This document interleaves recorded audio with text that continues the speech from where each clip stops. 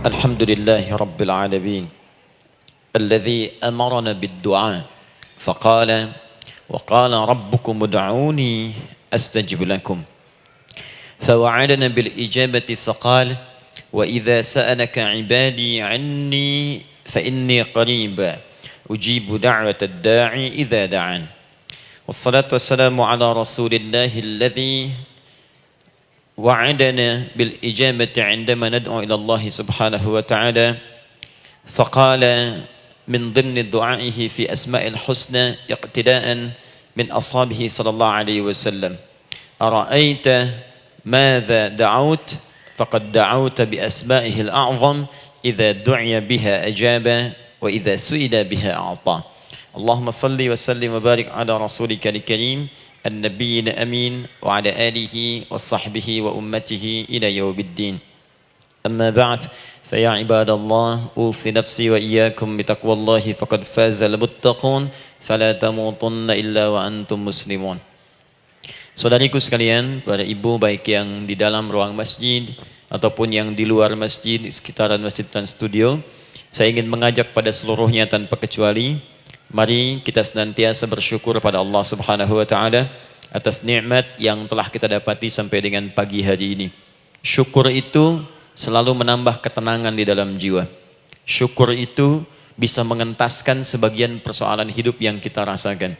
Syukur itu bisa menambah kekuatan dari perasaan lemah yang kita rasakan.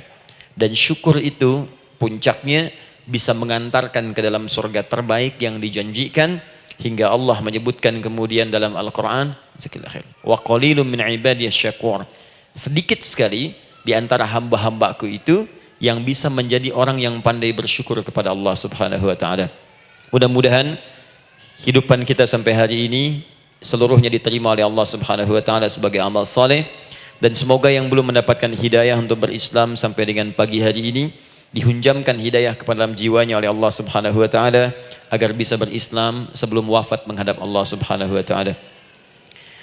Baik, hari ini kita akan belajar. Saya akan cepat masuk kepada pembahasan karena waktu kita cukup singkat, tentang orang-orang yang dikabulkan doanya yang tersebut dalam Al-Quran khususnya dan sunnah-sunnah Rasulullah sallallahu alaihi wasallam.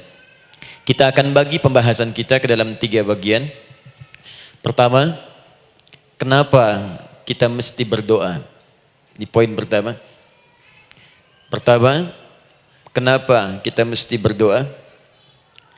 Yang kedua, bagaimana cara berdoa yang baik, yang cepat dikabulkan oleh Allah Subhanahu wa taala? Jadi yang pertama, mengapa kita mesti berdoa? Esensi doa itu apa? Yang kedua, bagaimana cara berdoa yang sekiranya cepat dikabulkan oleh Allah Subhanahu wa taala? Dan yang ketiga, kita akan melihat ukuran pengabulan doa. Seperti apa doa itu dikabulkan? Karena nanti ada orang-orang yang tidak sadar sesungguhnya doanya sudah dijawab, tapi dia tidak menyadari itu. Bahkan merasakan doanya kok nggak dijawab-jawab gitu. Padahal Allah sudah menjawabnya. Nah, seperti apa ukuran kita mengetahui bahwa doa kita telah terjawab, atau doa kita barangkali belum dijawab atau tidak dijawab? Apa ukuran ketiga hal itu? Itu yang coba kita turunkan di pembahasan pagi ini. Mudah-mudahan dengan itu kita nanti akan lebih pandai bagaimana cara menyikapi doa dalam hidup, seperti apa doa dipanjatkan, kapan kita berdoa, dan kita tahu, oh ini hasil dari doa yang telah kita panjatkan. Sepakat sampai di sini? Baik ya, tinggal sepakat saja ya. Kan biasanya yang nerangkan saya, nulis saya, ngapus saya sampai selesai pula. Baik, ayo kita mulai. Bismillah. Mengapa kita mesti berdoa? Kita buka dulu ibu sekalian. Ya, yang di ruangan ini ataupun yang di bawah, semuanya insya Allah memiliki kemuliaan yang sama di hadapan Allah Subhanahu wa taala sesuai dengan keikhlasannya. Ya, sesuai dengan keikhlasannya. Karena hadisnya umum sifatnya. Man salaka tariqan yaltamisu fihi ilma sahhalallahu lahu tariqan ilal jannah. Siapa yang menyiapkan dirinya menempuh perjalanan dan dia meniatkan ingin belajar pengetahuan agama walaupun sedikit, maka dia akan dapat balasan dari Allah, minimal setiap langkahnya akan dicatat meringankan langkah dia ke surga nantinya. Ya, Dan di situ tidak disebutkan khusus bagi yang di dalam ruangan masjid. Lantai 2 lagi misalnya. Tidak. Ya, jadi yang di sekitaran, yang di depan semua berdasarkan niatnya, ya. Berdasarkan niat dan kuantitas amalannya. Di kuantitas itu tambah. Mungkin Ustadz belum datang, ibu ada yang berzikir, ada yang baca Al-Quran, ada yang istighfar. Itu yang nambah pahala. Ya, kalau yang pasang status, pasang kamera, ya itu saya nggak tahu. Ayo kita kembalikan sini. Pertama, Quran surah ke-7 ayat 172. Quran surah ke-7 Al-A'raf ayat 172. Kemudian setelah itu diperintahkan dalam Al-Quran surah ke-40 Ghafir ayat ke-60.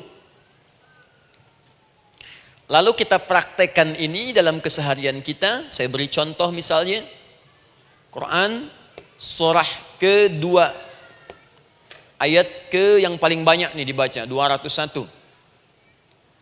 Kadang-kadang misalnya Quran surah kedua ayat 286. Banyaklah. Quran surah ke-7 ayat 23 misalnya dan seterusnya. Ini bagian pertama.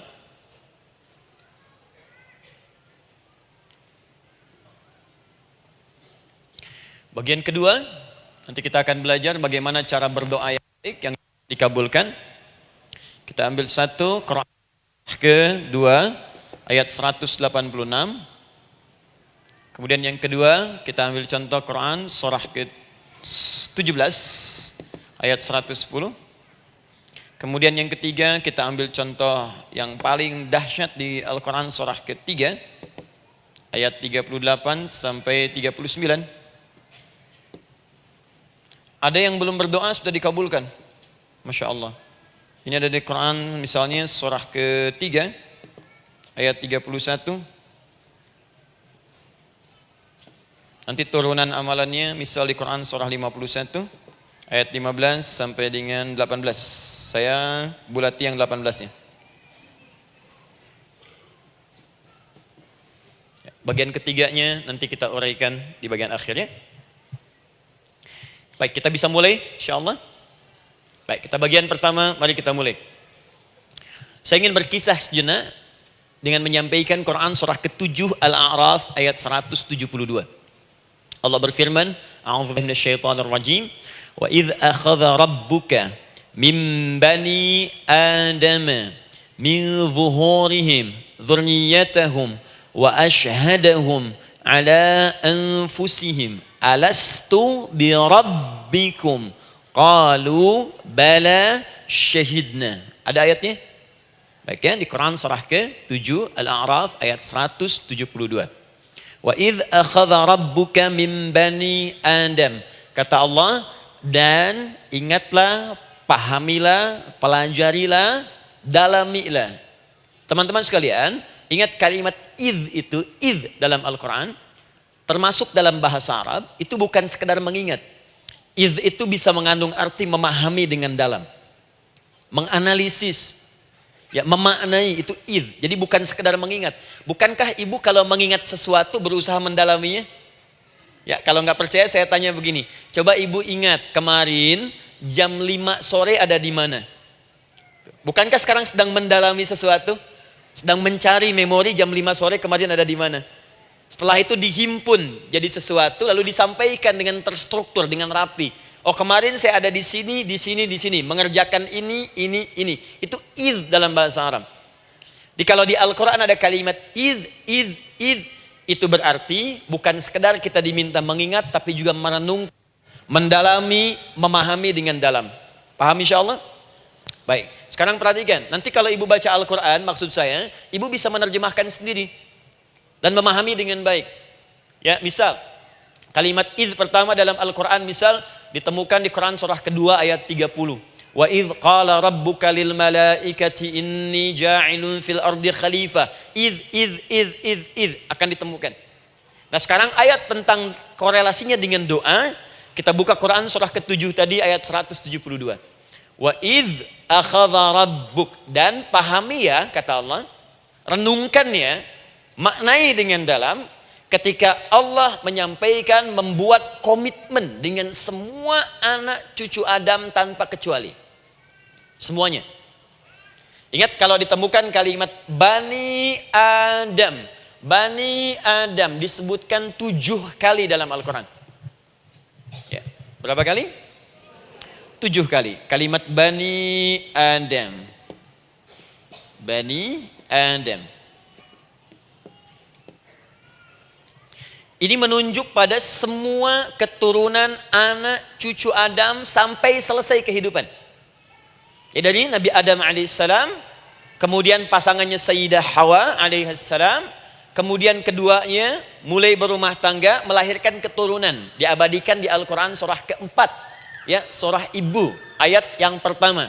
Ya ayyuhan nasu taqu rabbakumul ladzi khalaqakum min nafsin wahidah wa khalaqa minha zawjaha. Di situ kemudian ada Adam, zaujaha Hawa, ya. Wa batha minhuma rijalan katsiran wa nisaa. Dari situ turun keturunan laki-laki perempuan, laki-laki perempuan.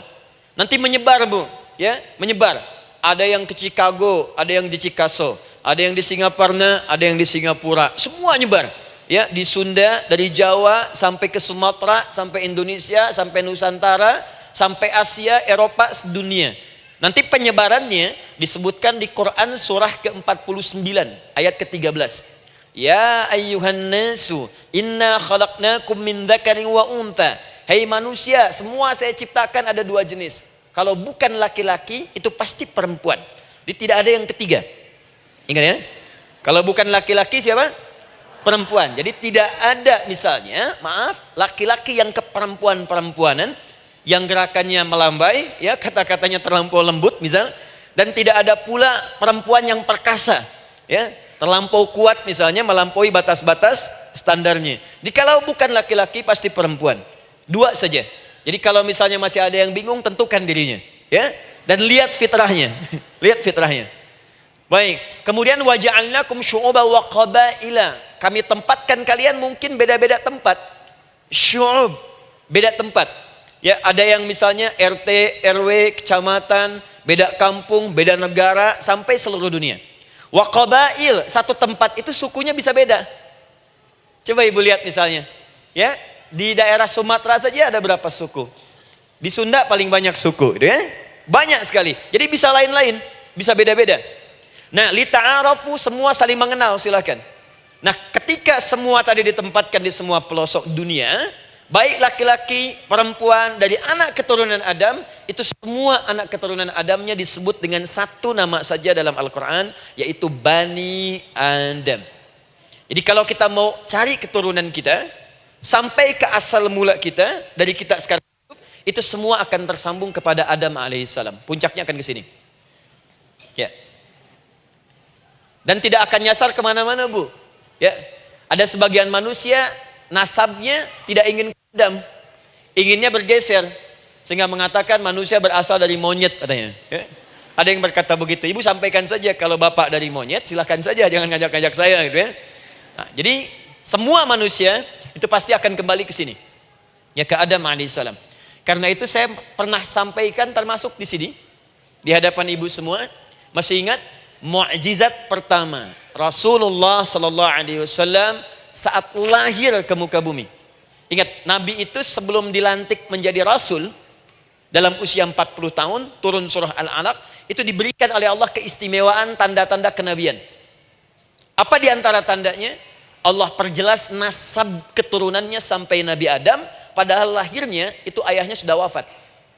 Di lahir beliau, ayahnya wafat, tapi nasabnya diperjelas sampai Nabi Adam. Sehingga jelas, orang tidak bisa menyoal. Ini orang nggak jelas nih, ya. Kan suka ada begitu, Bu, ya. Tiba-tiba datang menerangkan sesuatu, siapa itu? Itu nggak jelas. Bahkan sekarang sering muncul statement, siapa sih ustadz itu? Itu ustadz nggak jelas. Ya. Nabi nggak bisa disoal, karena semuanya jelas. Nasabnya jelas, keturunannya jelas, kemuliaannya jelas, ilmunya jelas. Jadi kalau orang mau menyoal nggak punya peluang. Siapa kamu Muhammad? Saya jelas keturunannya. Muhammad SAW bin Abdullah, bin Abdul Muttalib, bin Hashim, bin Abdul Manaf, bin Qusay, bin Murrah, bin Kilab, bin Ka'ab, bin Ghalib, bin Fihr, bin Malik, bin Nadar, bin Kinana, bin Khuzaimah, bin Mudrika, bin Ilyas, bin Nizar, bin Mudar, bin Ma'ad, bin Adnan, bin Addi, bin Adri, bin Muqawwam, bin Nagur, bin Tarih, bin Ya'rub, bin Yasjub, bin Nabit, bin Ismail alaihissalam, bin Ibrahim alaihissalam, bin Azar atau bin Nakhur, bin Abir, bin Kinan, bin Arfakhshad, bin Sam, bin Nuh alaihissalam, bin Mikhlail, Matushala, bin Kinan, bin Anwas, bin Tith, bin Adam alaihissalam. Coba ulangi. Jelas. Jelas. Jadi orang nggak bisa nyoal, itu mukjizat ya. Keistimewaan pertama sebelum Allah kemudian angkat menjadi nabi dan rasul di usia 40 tahun. Jadi kalau ibu ditanya, kamu jelas nggak? Jelas. Apa binnya? Bin Bani Adam. Itu bocoran dari Al-Quran. Ya, kalau ditanya keturunan siapa kamu? Adam. Tahu dari mana? Allah yang nyampaikan langsung. Apa kata Allah? Bani Adam. Jelas ya? Baik. Jadi ini kembali kepada Adam alaihissalam. Nah, semua anak cucu Adam yang saya garis bawahi, sejak mulai terlahir itu sudah ada komitmen dari Allah dengan anak cucu Adam ini sebelum terlahir ke dunia. Sejak dalam kandungan. Jadi kalau ibu belajar hadis, misal dulu saya pernah amanahkan kalau ibu mau belajar dasar-dasar, cari kitabnya Imam An-Nawawi yang Al-Arba'in An-Nawawiyah, 42 hadis. Hadis keempat, ya paling kiri sebelah atas di kitabnya, dari Abdullah bin Mas'ud radhiyallahu taala anhu, ya. Qala Nabi sallallahu alaihi wasallam bahwa shadiqul masduq. Nabi SAW pernah menyampaikan sedangkan beliau orang benar dan dibenarkan. Kapan perjanjian ini dibuat? Dalam usia kandungan 4 bulan. Dalam kandungan. Inna ahadakum yujma'u fi batni ummihi. Setiap kalian yang akan terlahir dari anak cucu Adam. Kecuali Adam, Bu ya. Ingat, kecuali Adam, kecuali Hawa. Karena ini asal mula manusia keduanya. Tapi keturunan Adam dan Hawa akan mengalami proses yang sama. Dikandung dulu ibundanya, kemudian terlahir. Adam tidak dikandung, ingat, Adam tidak ada bapak, Adam tidak ada ibu. Langsung diciptakan wujudnya oleh Allah Subhanahu wa taala dari bahan dasar yang sama dengan manusia. Ya, karena itu saya pernah ditanya, pernah berdialog, ya. Ustaz, ini spesial Nabi Isa ini. Ya, spesial, Yesus Al-Masih Nabi Isa spesial. Karena itu diangkat sebagai Tuhan. Apa yang spesial? Kata beliau, karena ini bisa menghidupkan yang mati. Yang kedua, ini lahirnya beda dengan orang biasa. Bagaimana lahirnya? Tanpa bapak. Ibu saja tanpa bapak. Mana ada manusia yang lain seperti ini? Saya bilang, Adam lebih spesial lagi. Lahir tanpa ibu, tanpa bapak. Kenapa nggak jadi Tuhan? Tapi kan Adam nggak bisa menghidupkan yang mati. Dengan izin Allah, maaf, Nabi Ibrahim lebih canggih lagi. Buka Quran surah kedua, ayat 260. Paling kiri sebelah atas. Wa idh qala Ibrahim rabbi arini kaifa tuhyil mauta qala awalam tu'min qala bala walakin ma'inna qalbi. Ketika Ibrahim bermohon kepada Rabbnya, ya Allah, tolong tunjukkan kepadaku bagaimana cara menghidupkan yang mati. Kata Allah, kamu masih nggak yakin? Kata Ibrahim, saya yakin, saya yakin-yakinnya, cuma supaya hati saya tenang, membuktikan kepada yang lain tentang kuasamu. Kata Allah, gampang. Lalu Allah berikan kemudian satu ketentuan sama persis dengan Nabi Isa, cuman prosesnya lebih canggih. Kalau Nabi Isa tepuk mayatnya, bangun, bicara. Nabi Ibrahim kata Allah, nih ambil burung, potong-potong dulu, dicincang dulu. Sudah dicincang kemudian, mayatnya disimpan, jasadnya di tempat bukit yang berbeda. Kalau sekarang potong burung, simpan di bukit satu, jasad yang kedua simpan di bukit B. Kepalanya simpan di bukit A, ekornya simpan di bukit B, badannya simpan di bukit C. Panggil dengan nama Allah. Thummat uhunna ya'tina kasa'ya. Panggil bismillah dengan nama Allah, hidup, hidup. Sama persis dengan Nabi Isa. Dengan nama Allah biiznillah, hidup, hidup. Nabi Ibrahim biiznillah, dengan nama Allah hidup, hidup. Menyatu semuanya jadi satu. Psst. Kalau Nabi Isa kemudian ada yang menduga sebagai Tuhan, kenapa Nabi Ibrahim tidak angkat jadi Tuhan? Paham ya? Nah, ini menunjukkan bahwa ada pola pemikiran yang harus dikembalikan supaya benar cara memahaminya. Jelas sampai sini? Maaf saya sedikit agak lompat ya. Saya kembalikan kemudian, perhatikan sini.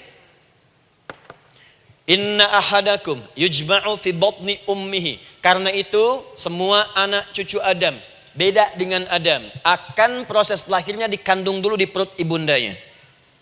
Fokus baik-baik. Arba'ina yauman nutfah, 40 hari pertama baru kemudian proses antara spermatozoa dengan ovum berproses. Thumma yakunu mithla dzalika, kemudian alaqah. 40 hari yang kedua jadi alaqah, zigot yang menempel di dinding rahim. Thumma yakunu mithla dzalika mudghah. 40 hari ketiga berbentuk mudghah, sudah mulai berbentuk daging sekeratan, ada bentuknya. Dan usianya sudah 4 bulan, 40 hari ketiga, 120 hari. 120 hari. Thumma yursalu ilaihil malak, kemudian diutuslah malaikat, fayanfukhu fihi ruh, maka ditiupkan roh ke dalamnya. Jadi ingat, kalau di antara sini, di antara kita ada ibu misalnya yang tengah hamil, tengah mengandung, ingat baik-baik, atau keluarganya, kerabatnya, usia 4 bulan itu roh sudah ditiupkan. Di kandungan sudah ada rohnya. Hati-hati ya. Berapa bulan? 4 bulan. Karena itu nanti ada ayat dalam Al-Quran, Quran surah ke-7 ayat 189. Di posisi ini harus banyak berdoa dan beramal soleh. Ingat ya, berdoa, beramal soleh, minimal minta kepada Allah. Da'awallaha rabbahuma la in ataitana salihah lanakunanna minasyakirin.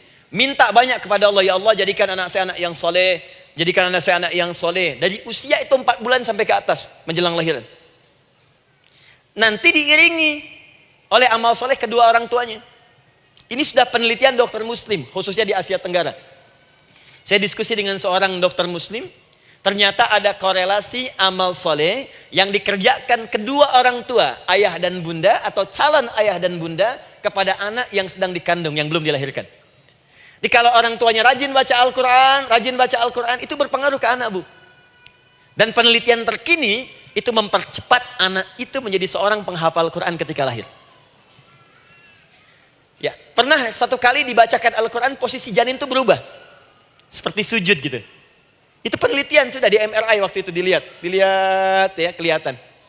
Jadi ada korelasi antara kesolehan orang tua dengan kesolehan anak yang sedang dikandung. Hati-hati ya. Tapi yang penting diketahui adalah dalam usia kandungan 4 bulan itu disebutkanlah isyarat di Quran surah ke-7 ayat 172 terjadi perjanjian komitmen dengan Allah Subhanahu wa taala. Apa perjanjiannya?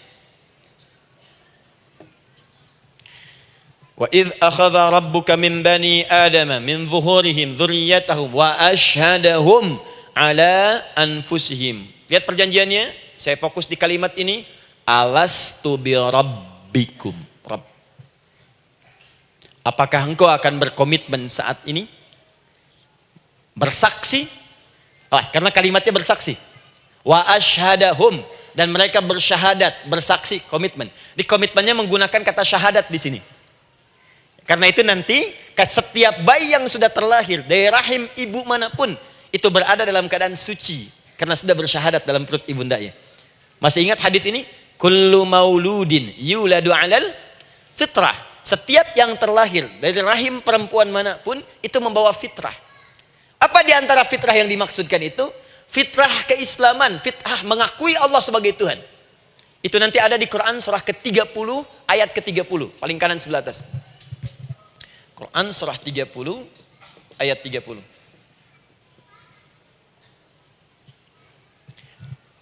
Fa'aqim wajhaka lid-dini hanifa. Hei setiap manusia, fa'aqim wajhaka, hadapkan, pasrahkan, arahkan dirimu sepenuhnya. Lid-dini, pada ketentuan ad-din, hanifa, dengan lurus. Di setiap manusia itu punya fitrah untuk beragama. Punya kecenderungan untuk mencari Tuhan. Silakan ibu cek, manusia manapun yang pernah hidup, itu pasti akan mencari Tuhan. Silakan.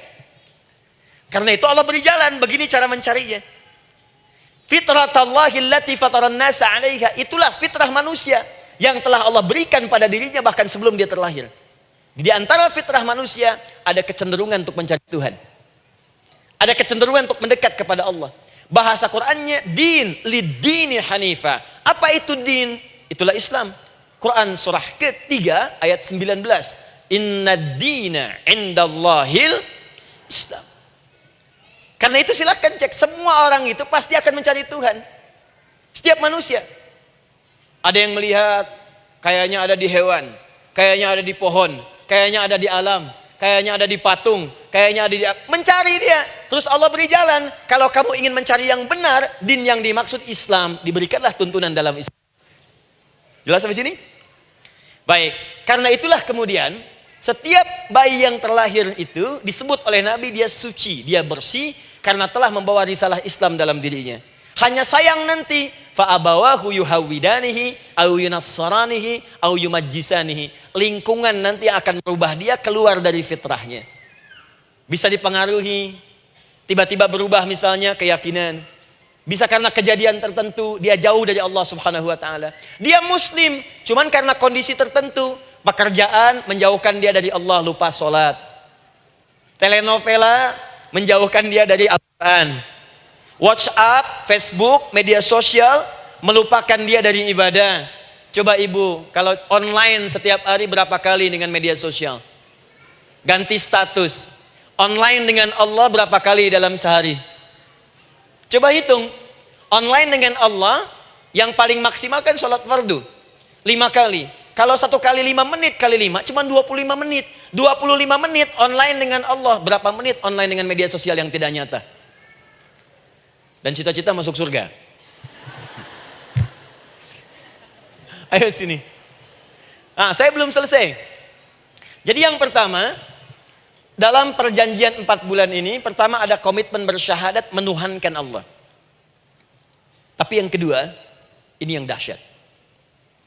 Perhatikan kalimatnya, fokus. Saat Allah memperkenalkan dirinya, dalam kandungan kita, usia 4 bulan itu, dengan nama apa Allah memperkenalkan dirinya? Coba lihat ayatnya. Alastu bi rabbikum, dengan nama Rabb.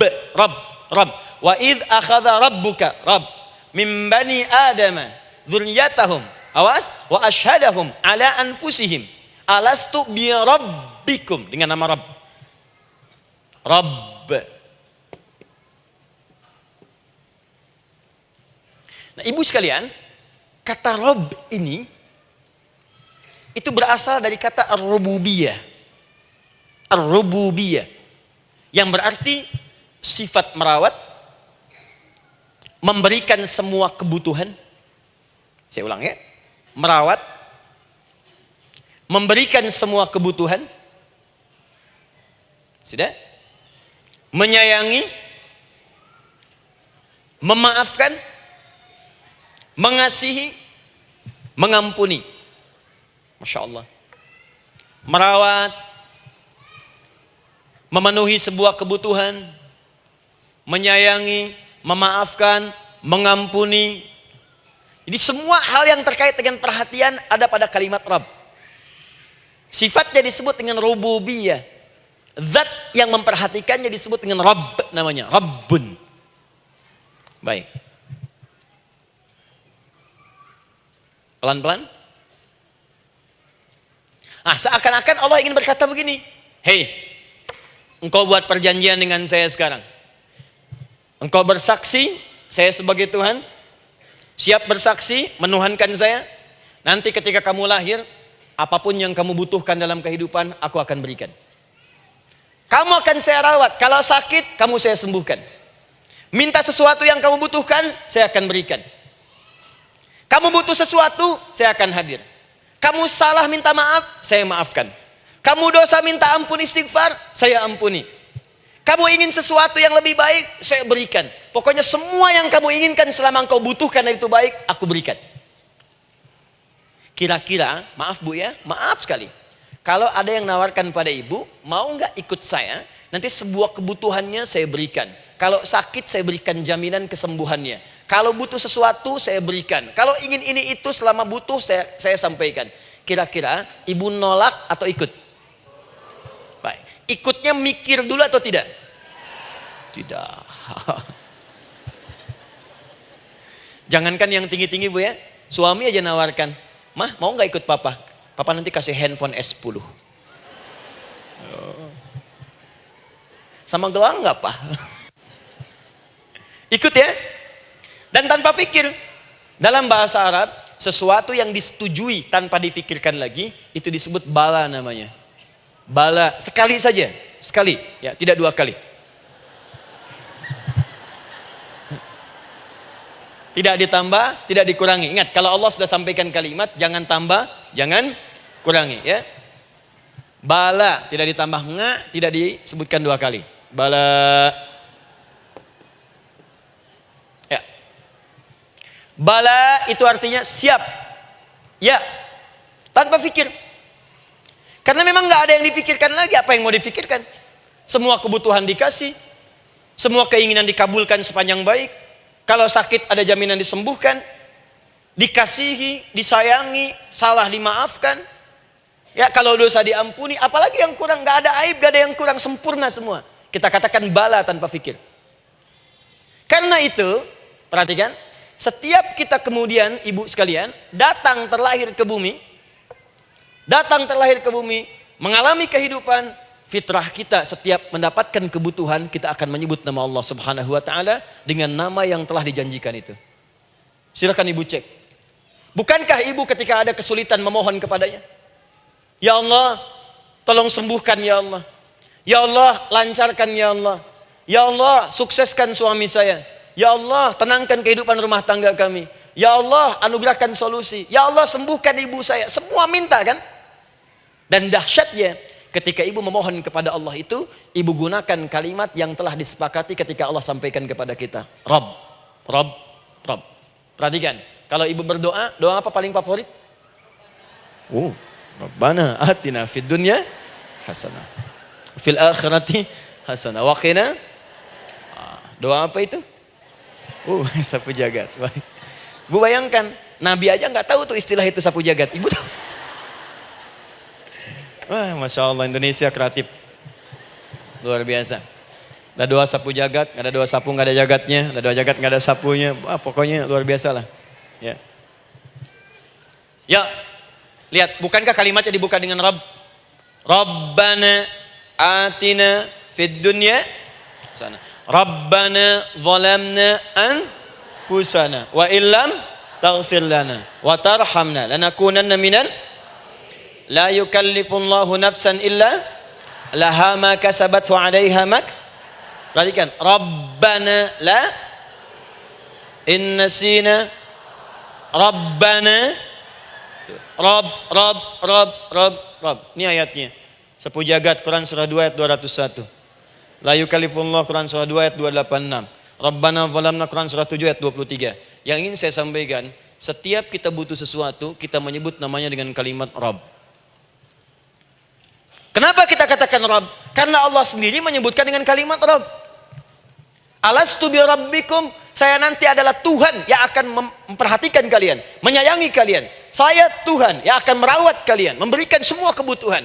Makanya ibu tuh kalau ada persoalan nagih seakan-akan ke Allah. Ya Allah, kan engkau yang berjanji kepada saya. Engkau yang berjanji, engkau yang menepati ya Allah, karena engkau Tuhan. Kalau manusia, dia berjanji, dia yang mengingkari. Dia awali, dia yang akhiri. Tapi engkau beda ya Allah. Kenapa? Engkau berjanji, engkau yang menepati. Quran surah ketiga ayat 9. Innallaha la yukhliful mi'ad. Engkau yang berjanji, engkau yang menepati. Engkaulah awal dan akhir dari semua hal. Engkau mengatakan saya Rabb yang akan memberikan semua kebutuhan. Sekarang saya butuh ya Allah. Engkau berjanji akan menyembuhkan, sekarang saya sakit ya Allah. Engkau berjanji akan memberi solusi, sekarang saya sedang punya masalah ya Allah. Engkau berjanji akan memberikan kesuksesan, sekarang saya sedang menapaki itu ya Allah.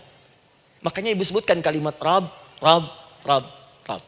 Jadi sesungguhnya doa itu adalah fitrah dari setiap manusia, karena mulai dibangun komitmen sebelum dia dilahirkan ke muka bumi. Jadi kalau kita bicara tentang doa, doa itu fitrah kehidupan bagi setiap manusia. Hidup. Sekaligus penanda komitmen yang membedakan antara Khalik dengan makhluk. Hamba dengan Allah. Manusia dengan Tuhan. Kan Allah katakan, saya Rabb ya. Saya yang ngasih, saya yang Tuhan. Berarti kita yang makhluk kan? Kita yang butuh kan? Allah yang memberi, kita yang butuh. Untuk membedakan mana yang butuh, mana yang ngasih, maka pembedanya adalah doa. Jadi kalau ada manusia yang gak pernah doa selama hidup, itu tandanya ada yang salah dengan kehidupannya. Karena seakan-akan dia gak butuh Tuhan. Sebab perbedaan manusia dengan Tuhan itu sebelum lahir, salah satunya ditunjukkan dengan sifat butuh kita kepada Allah. Makanya sekaya-kayanya orang itu pasti berdoa. Manusia paling kaya di muka bumi pun kalau besoknya mau ada pekerjaan atau proyek, dia berdoa dulu tuh. Ya Tuhan, tolong lancarkan proyek ini. Butuh. Pejabat setinggi-tingginya, kalau sudah mau mulai kemudian ada pemilihan, kalau mulai ada kebijakan, kalau mulai ada apapun berdoa juga. Itu tandanya butuh. Butuh. Di setiap manusia itu pasti butuh dengan Allah. Karena itu kalau ada manusia yang gak pernah berdoa selama hidupnya, itu langsung mendapatkan kecaman dari Allah dan dijamin akan masuk neraka yang paling dalam. Karena seakan-akan dia sudah gak butuh dengan Allah. Saya ulang ya, saya ulang. Doa itu fitrah hidup manusia yang sekaligus menunjukkan statusnya sebagai hamba. Jadi kalau ibu update status di media sosial, mulai sekarang tuliskan hamba. Hamba. Sudah. Mau sifatnya apapun tetap hamba. Ya, mau pejabat, mau orang kaya, mau cukup, mau macam-macam, mau ustadz, mau syekh, mau habib, tetap ujungnya hamba. Dan butuh penghambaan itu diwujudkan dalam bentuk doa. Muncullah Quran surah ke-40 ayat ke-60. Wa qala rabbukum, Rabb, selalu Rabb. Wa qala rabbukum ud'uni astajib lakum. Innal ladzina yastakbiruna an ibadati, awas, sayadkhuluna jahannama dakhirin. Allahu akbar. Dan Rabbmu berfirman, mengingatkan kembali kepada kalian semua, hei hamba-hambanya. Kalau ada kebutuhan, kalau ada masalah, kalau ada permintaan, kata Allah, ayo doa sama saya. Minta. Kan kita sudah bikin perjanjian. Makanya Allah katakan, kalau punya masalah, Bu, berdoa. Bukan mengeluh. Kalau punya persoalan, Bu, berdoa. Bukan bikin status. Rasanya aku tidak sanggup. Ditulis di Facebook. Apain? Terus kalimat Allahnya pun jelas. Minta kepadaku, bukan mengeluhkannya. Kamu tidak seperti yang aku kira. Nungguin komen. Sambil masak, celing ada satu. Ece kunaon. Makin meluas masalah. Untuk abi mas sabar. Sudah. Paham ya? Jadi ini kaidah hidup yang pertama. Sebetulnya sederhana, cuman jarang digunakan gitu.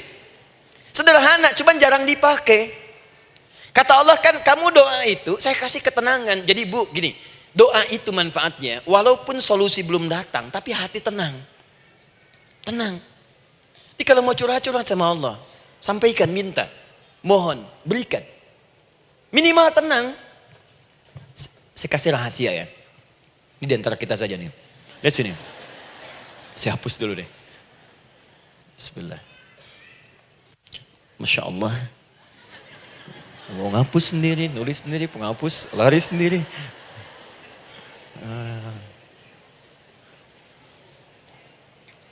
Bismillah. Oh ini ada dua ya. Sini. Baik. Buka Quran surah 7 ayat 205. Quran surah 7 ayat 205. Doa itu disebut zikir di ayat itu. Jadi kalau ibu sedang berdoa, itu sedang berzikir.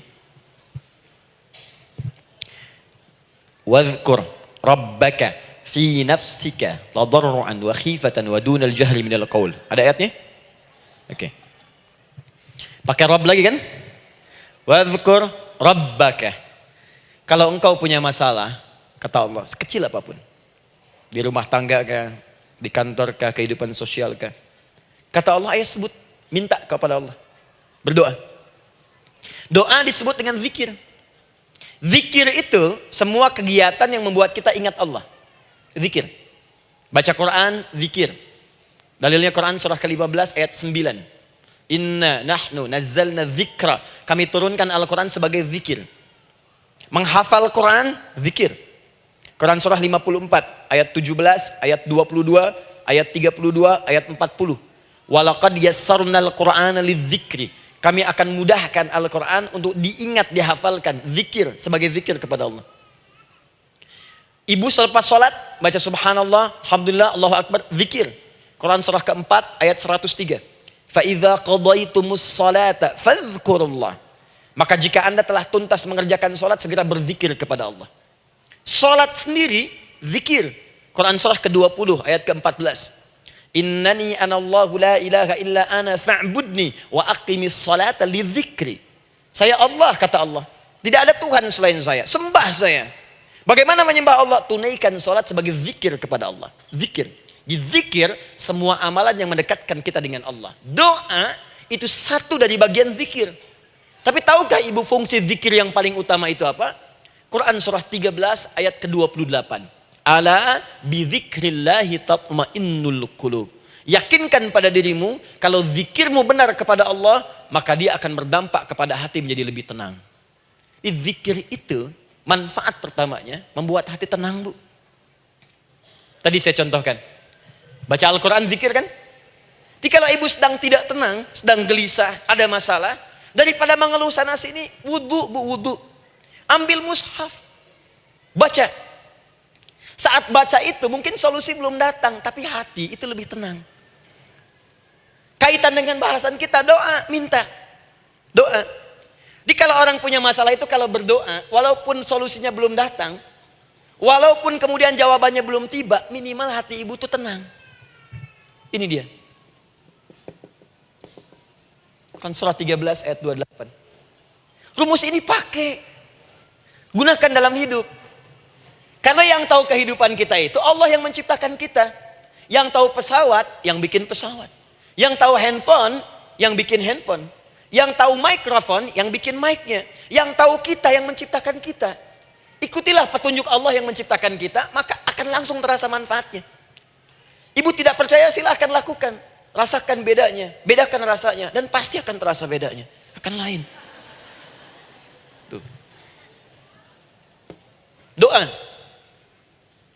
Tapi ingat, yang paling penting kata Allah, doa itu bukan sekedar penting permohonannya, tapi menunjukkan status kita sebagai hamba di hadapan Allah Subhanahu wa taala. Jadi kalau ada orang selama hidup tidak pernah berdoa, artinya dia mengingkari statusnya sebagai hamba di hadapan Allah Subhanahu wa taala. Mau menyejajarkan diri dengan Tuhan. Kan yang tidak pernah meminta itu Tuhan. Allah yang memberikan. Kalau manusia beda pasti minta. Artinya kalau ada manusia nggak pernah minta, seakan-akan bahasa halusnya, kamu ini ngaku jadi Tuhan. Saya tempatkan kau di neraka jahanam yang paling bawah. Jahanam itu, Bu, belum masuk saja sudah terasa. Terasa. Buka ibu Quran surah misalnya ke-40 Ghafir tuh. Ya, ayat 45 sampai dengan 47-nya. Sebelumnya lagi lihat Quran surah ke-8 ayat ke-50. Itu penghuni neraka, Bu, yang bukan jahanam saja. Penghuni neraka itu kalau mau meninggal itu dipukulin dulu malaikat. Depan belakangnya. Ayo, kamu keluar. Lama amat keluarnya rohnya katanya. Takut karena nggak punya bekal. Kan maaf ya, kaidah mengatakan orang nggak punya bekal itu takut pulang, apalagi orang merasa salah. Anak ibu berbuat kesalahan, mau pulang takut kan? Takut. Jadi kalau ada anak takut pulang, salah dia. Salah. Kemana anak nggak pulang-pulang, pasti ada yang salah karena nggak berani pulang. Jangankan salah, nggak punya bekal saja, malu pulang. Lihat ibu waktu Ramadan usai, mau mudik, Idul Fitri. Kan pada mudik kan? Kenapa mau mudik dan senang mudik? Karena punya bekal, Bu. Dikumpul-kumpulkan tuh selama 11 bulan. Untuk 1 bulan saja. Itu pun paling berapa hari. Kumpulin. Terus telepon keluarga. Insya Allah aku pulang hari ini. Wah, senang semuanya. Padahal mudiknya cuma pakai motor, Bu. Motornya bebek, bekalnya singa. Serius saya, motor bebek bekal singa. Ada kardus belakangnya. Tulisin. Terus tambah pelepah pisang buat begini. Belakangnya ditulisin, aku pulang sayang. Jalan, mudik. Terus yang di rumah kan senang nerimanya. Kenapa? Karena ada yang pulang dan bawa bekal. Saya pernah tanya pada seseorang, kenapa anda nggak mudik? Nggak ada bekal Ustadz, nggak ada bekal, malu pulang. Kebayang nggak saat pulang menghadap Allah nggak punya bekal? Malu pulang, apalagi punya banyak salah, jadi nggak mau keluar rohnya. Malaikatnya geram, dipukulin sama malaikat. Pukul depannya, pukul depan. Kamu ini cepat keluar, cepat keluar, cepat keluar. Keluar, keluar, keluar, keluar, keluar. Malu pulang. Tapi kalau punya bekal enak. Dan yang nyambut langsung malaikat. Bahkan nanti ada satu amalan saat dikerjakan, itu orang ini sudah masuk surga, tapi semua malaikat di semua pintu surga yang 8 itu datang mengunjungi dia mengucapkan selamat. Itu ada di Quran surah 13 ayat 24. Salamun alaikum bima sabartum fa ni'ma uqbaddar. Selamat ya saat di dunia sabar mencari bekal, dan ini bekal terbaik yang kamu dapatkan, silahkan nikmati surga yang kamu rindukan itu. Ini nikmatnya tempat yang pernah nanti kamu kunjungi. Dan tinggal abadi di situ. Yang nyambut malaikat. Bayangkan semua malaikat, Bu. Semua malaikat dari pintu surga datang nyambut dia. Wah, Masya Allah, malaikat Jibril, Israfil, malaikat maut. Maaf ya, dicabut kemarin. Biasa, selamat, selamat, selamat, selamat, selamat. Dunia aja kalau ada yang nyambut senang kan? Rumah dicet, datang, sambut depan rumah, semua hidangan ada, Masya Allah. Bahkan yang tidak ada jadi ada. Luarnya kongguan, dalamnya rangginang gitu kan. Wah, muncul semua. Paham ya? Jadi ini bagian pertama. Jadi kita katakan kenapa manusia mesti berdoa. Jawabannya karena manusia itu hamba. Dan doa itu adalah fitrah, bagian dari kehidupan. Kenapa manusia mesti berdoa? Karena ada komitmen dari Allah. Setiap dia mendapatkan sebuah persoalan, maka Allah akan jawab dan berikan jawaban dari semua persoalannya. Jalan mendapatkan jawaban itu adalah doa. Kenapa manusia mesti berdoa? Karena dia butuh dengan Allah. Dan puncaknya, kenapa dia mesti berdoa? Karena Allah ingin membahagiakan kehidupan dunianya sebelum sampai keabadiannya di akhirat. Di ketika kita berdoa, sebetulnya kebaikan untuk kita karena Allah ingin kita bahagia.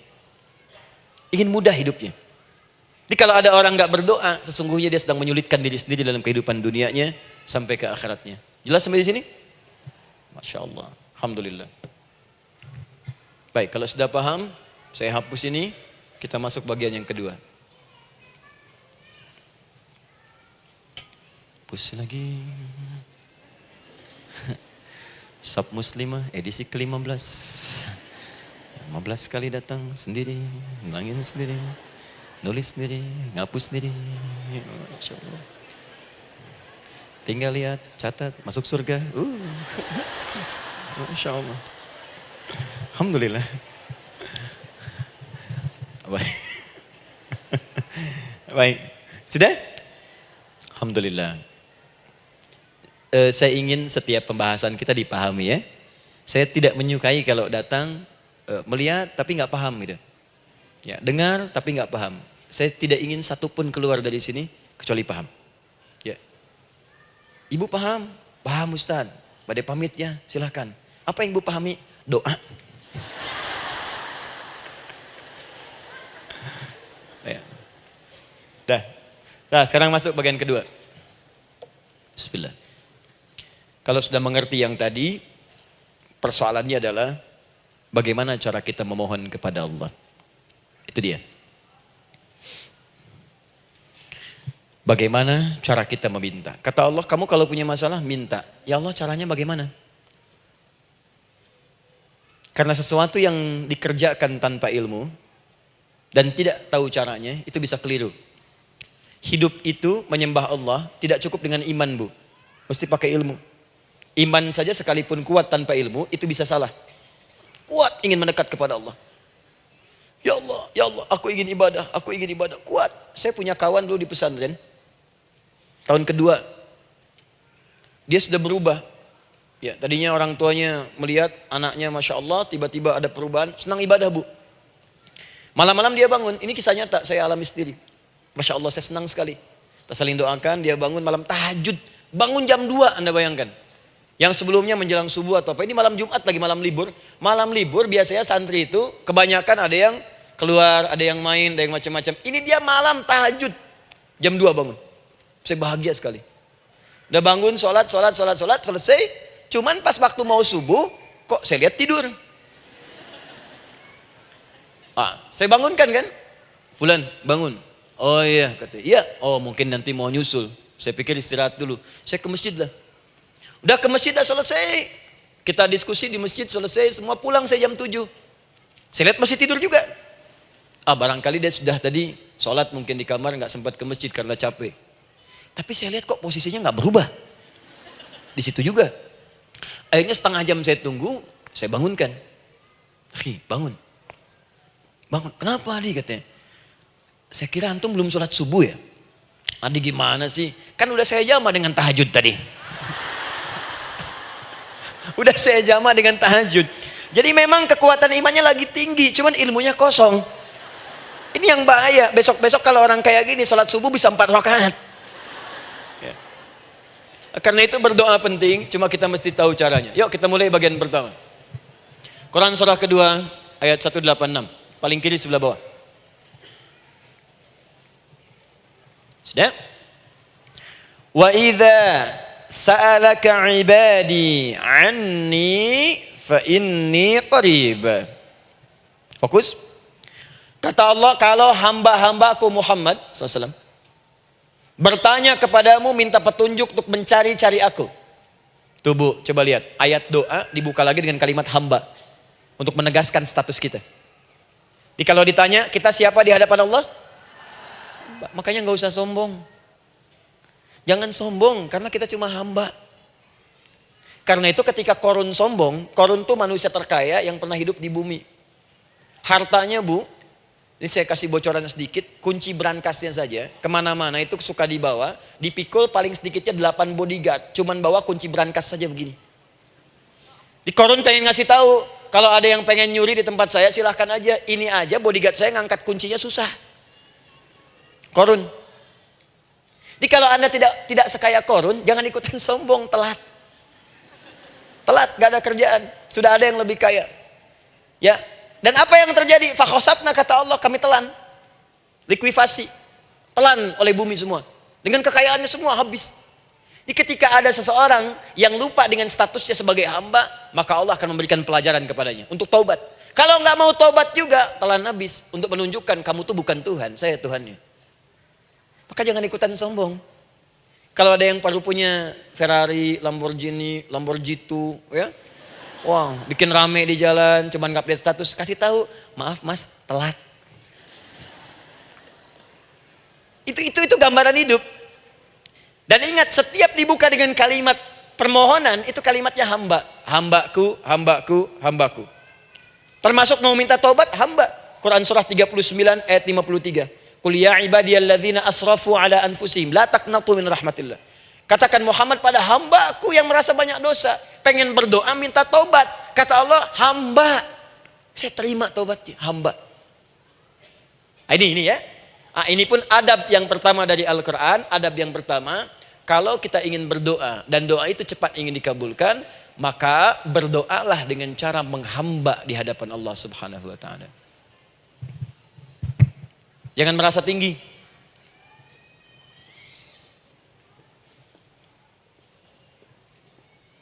Saya turunkan caranya. Bagaimana cara menghamba itu dengan cara yang baik? Fokus. Wa idza sa'alaka 'ibadi 'anni, Muhammad SAW, jika ada hamba-hambaku bertanya padamu tentangku, ingin mencari-cari aku. Masya Allah, Ibu maaf ya, biasanya kan kalau orang mencari Allah, ingin mendekat kepada Allah, entah itu datang ke masjid, bangun malam, biasanya motifnya cuma 2. Satu, ada kebutuhan, pengen berdoa, terus dekat sama Allah. Besok mau arisan, malamnya tahajud. Anak mau ujian, baru puasa, kan? Suami ada proyek, nah, baru baca Quran, kan? Terus itu biasa itu, biasa. Jadi fitrah Bu. Tumben jeng tahajud, fitrah. Itu biasa itu. Ya. Yang kedua, taubat dari maksiat. Taubat. Seorang taubat ke masjid, bangun malam, doa, itu biasa. Jadi kalau ada seperti itu tandanya kita hamba normal manusia. Fa inni qarib, kata Allah, katakan Muhammad SAW, katakan kepadanya, janganlah mencari, aku dekat. Dekat, jangan mencari, aku dekat. Jadi Bu, ketika kita butuh Allah, langsung dijawab oleh Allah. Kamu mau apa? Aku dekat. Itu secara psikologi memberikan ketenangan yang paling dalam. Saya belum datang di sini sampai jam 8. Ibu tanya panitia, ustadznya mana sih? Ustadznya mana? Jawaban pertama misalnya, ini belum jelas nih ustadznya. Gak ada kabar. Yang kedua mengatakan, tenang saja, ustadz sudah dekat. Maka yang kedua itu lebih menenangkan kepada kita. Ketika ibu mencari, ya Allah, saya sedang ada masalah, langsung dijawab oleh Allah. Tenang, aku dekat denganmu. Mau minta apa? Itu bu, jadi kalau ibu sedang punya persoalan, psikologi Al-Quran mengatakan, langsung merasakan Allah tuh bersama kita, dekat, menunggu kita mau minta apa. Ibu punya masalah dengan suami, ingin mengadu. Lu kata Allah, saya dekat, kamu kenapa? Ada masalah apa? Ayo minta, ayo cerita. Mohon. Ibu punya masalah dengan anak. Ibu punya masalah dengan tetangga, di pekerjaan, kehidupan sosial. Kata Allah, saya dekat. Nah perasaan itu hadirkan dalam jiwa kita. Ini sekarang jarang didapatkan. Jadi kalau ada masalah itu, hal pertama yang dilakukan itu belum ingat Allah itu masalahnya. Di kebanyakan manusia itu kalau punya masalah, selalu ingin yang pertama itu solusinya. Bukan Allahnya. Kan pemilik solusinya Allah. Jadi kalau kita ingat pada yang memiliki, maka apapun yang kita minta akan diberikan. Bahkan ada orang yang saking ingatnya dengan Allah, sebelum minta sudah dikabulkan. Itu yang dahsyat. Nah, sekarang setelah kita paham tentang kedekatan ini, kemudian kita praktekkan. Jadi bu, ya maaf ya, ketika ibu punya masalah apapun, yang pertama diingat Allah. Allah, engkau telah berjanji, engkau pasti akan tepati. Ya Allah, sekarang aku ada persoalan. Nah, sekarang teruskan ayatnya. Ujibu da'watad da'i idza da'an. Ujiba.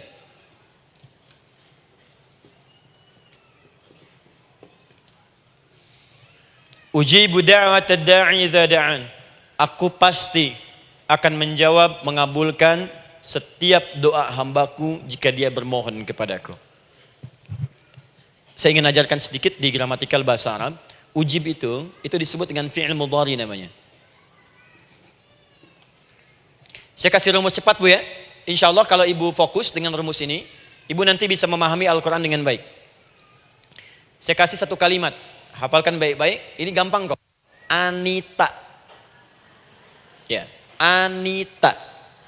Sudah? Anita. Baik. Hamzah, nun, ya, ta.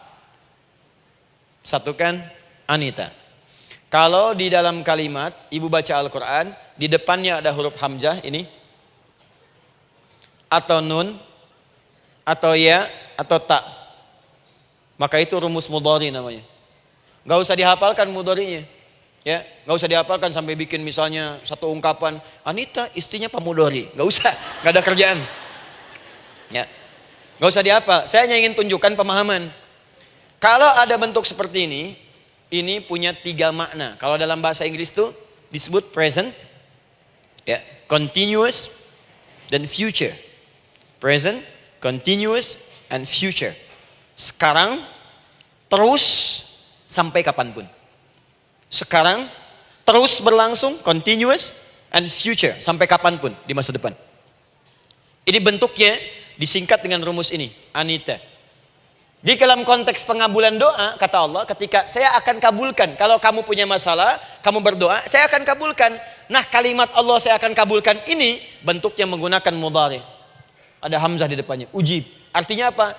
Kalau ibu sekarang berdoa, saya akan kabulkan, kata Allah. Terus kamu berdoa, saya akan jawab. Nanti pun punya masalah di masa depan, kamu berdoa, saya jawab juga. Jadi artinya, tidak ada doa yang sia-sia. Semua doa, ingat, sepanjang kita butuhkan, pasti Allah berikan. Doa itu, sepanjang kita butuhkan, pasti akan dijawab.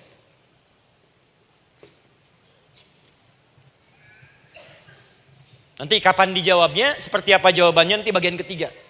Kadang-kadang minta sekarang, dijawabnya nanti. Minta sekarang, dijawab sekarang. Ada yang mintanya A, dijawabnya B, itu yang paling dahsyat. Ya. Jadi kalau saya tanya, kalau kita berdoa, dijawab tidak oleh Allah? Ya, itu janji Allah. Setiap orang berdoa, pasti dijawab. Nah hanya persoalannya, seperti apa doa yang cepat dijawab itu? Apakah semua doa langsung dijawab seketika? Akankah mendapat jaminan langsung dijawab? Ternyata kalimat dijawab ini diikat dengan syarat ketentuan berlaku. Apa di antara syarat dan ketentuannya ini? Teruskan ayatnya. Falyastajibuli. Syarat pertama. Kalau doamu ingin cepat aku jawab, falyastajibuli. Maka engkau pun harus cepat merespon setiap seruanku. Jawab seruanku dengan cepat. Doa ingin dijawab oleh Allah. Maka kata Allah, kamu pun harus menjawab setiap seruanku. Jawab seruan Allah.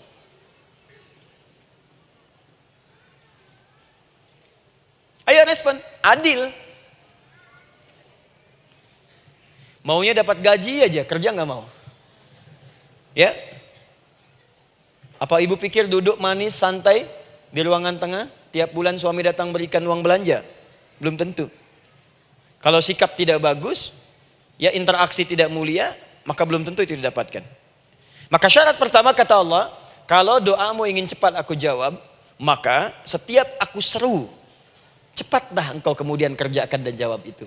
Jadi ternyata seruan Allah itu terkait berkelindan dengan pengabulan doa.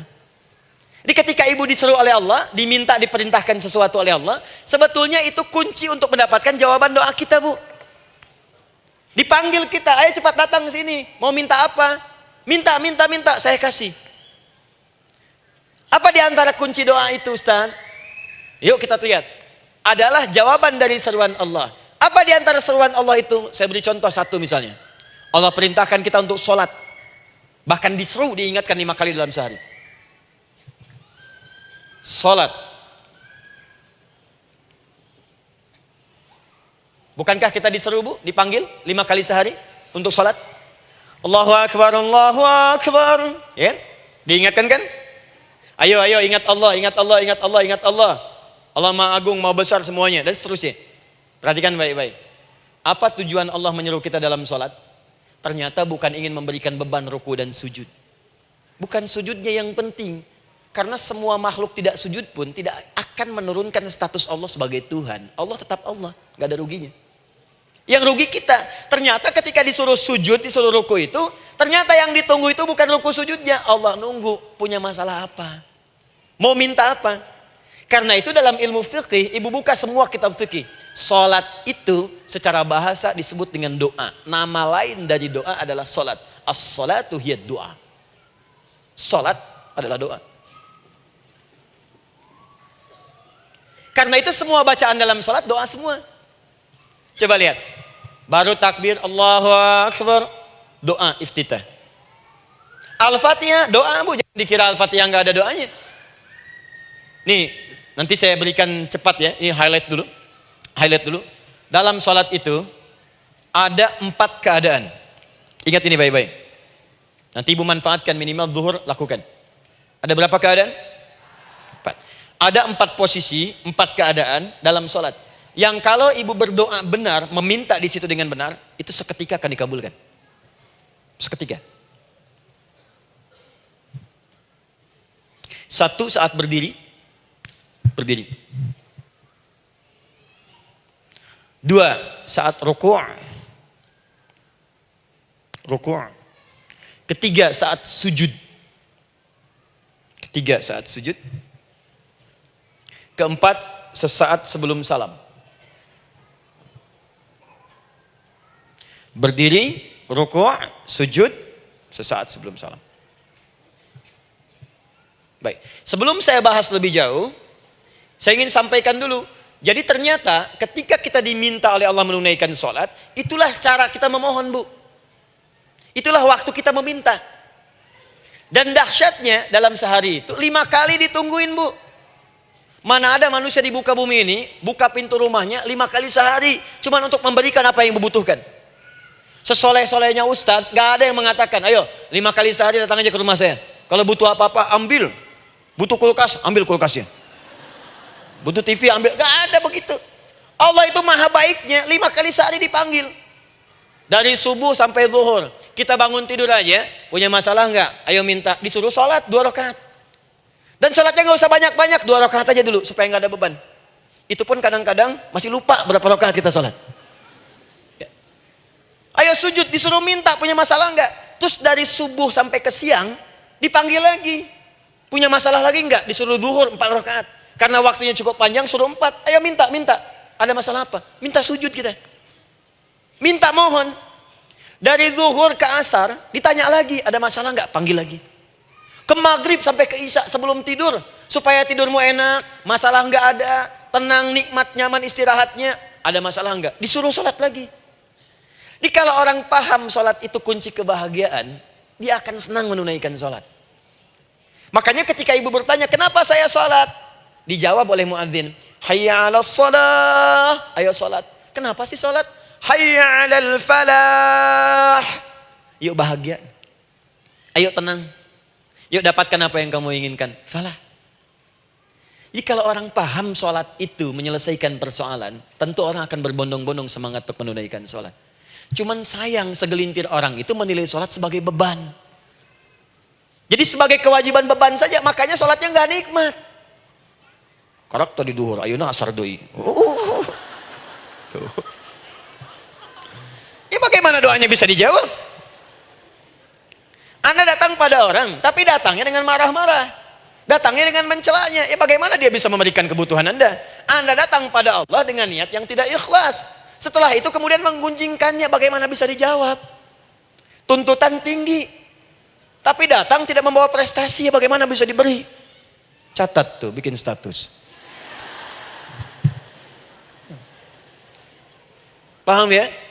Nah ini bagian pertama. Jadi cara pertama, respon kata Allah, seruan Allah. Rumus pertama sholat. Nah sekarang saya ajarkan lagi. Ini belum selesai nih Bu, ini panjang bahasannya nih. Sampai jam berapa kita? 10 ya? Oh, banyak. Oh, mau sampai jam 5 silahkan, saya jam 10 selesai. Ya. Lihat sini. Oke, saya punya sekitar 1 jam kurang ke depan. Saya ingin terangkan sedetil-detilnya gitu ya. Dan saya hanya menyampaikan isi Al-Quran. Quran, hadis, Quran, hadis. Sekarang gini, Ustadz saya sekarang paham, sholat berarti kunci untuk menyelesaikan masalah. Di sholat saya akan memohon. Sekarang Ustadz, bagaimana cara saya merespon sholat? Kan kata Allah, saya menyeru, respon gitu kan?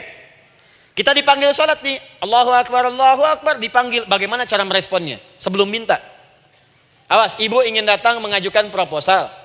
Datang kepada wali kota, datang kepada gubernur, datang kepada presiden, datang kepada menteri sebelumnya. Bukankah ibu mempersiapkan diri?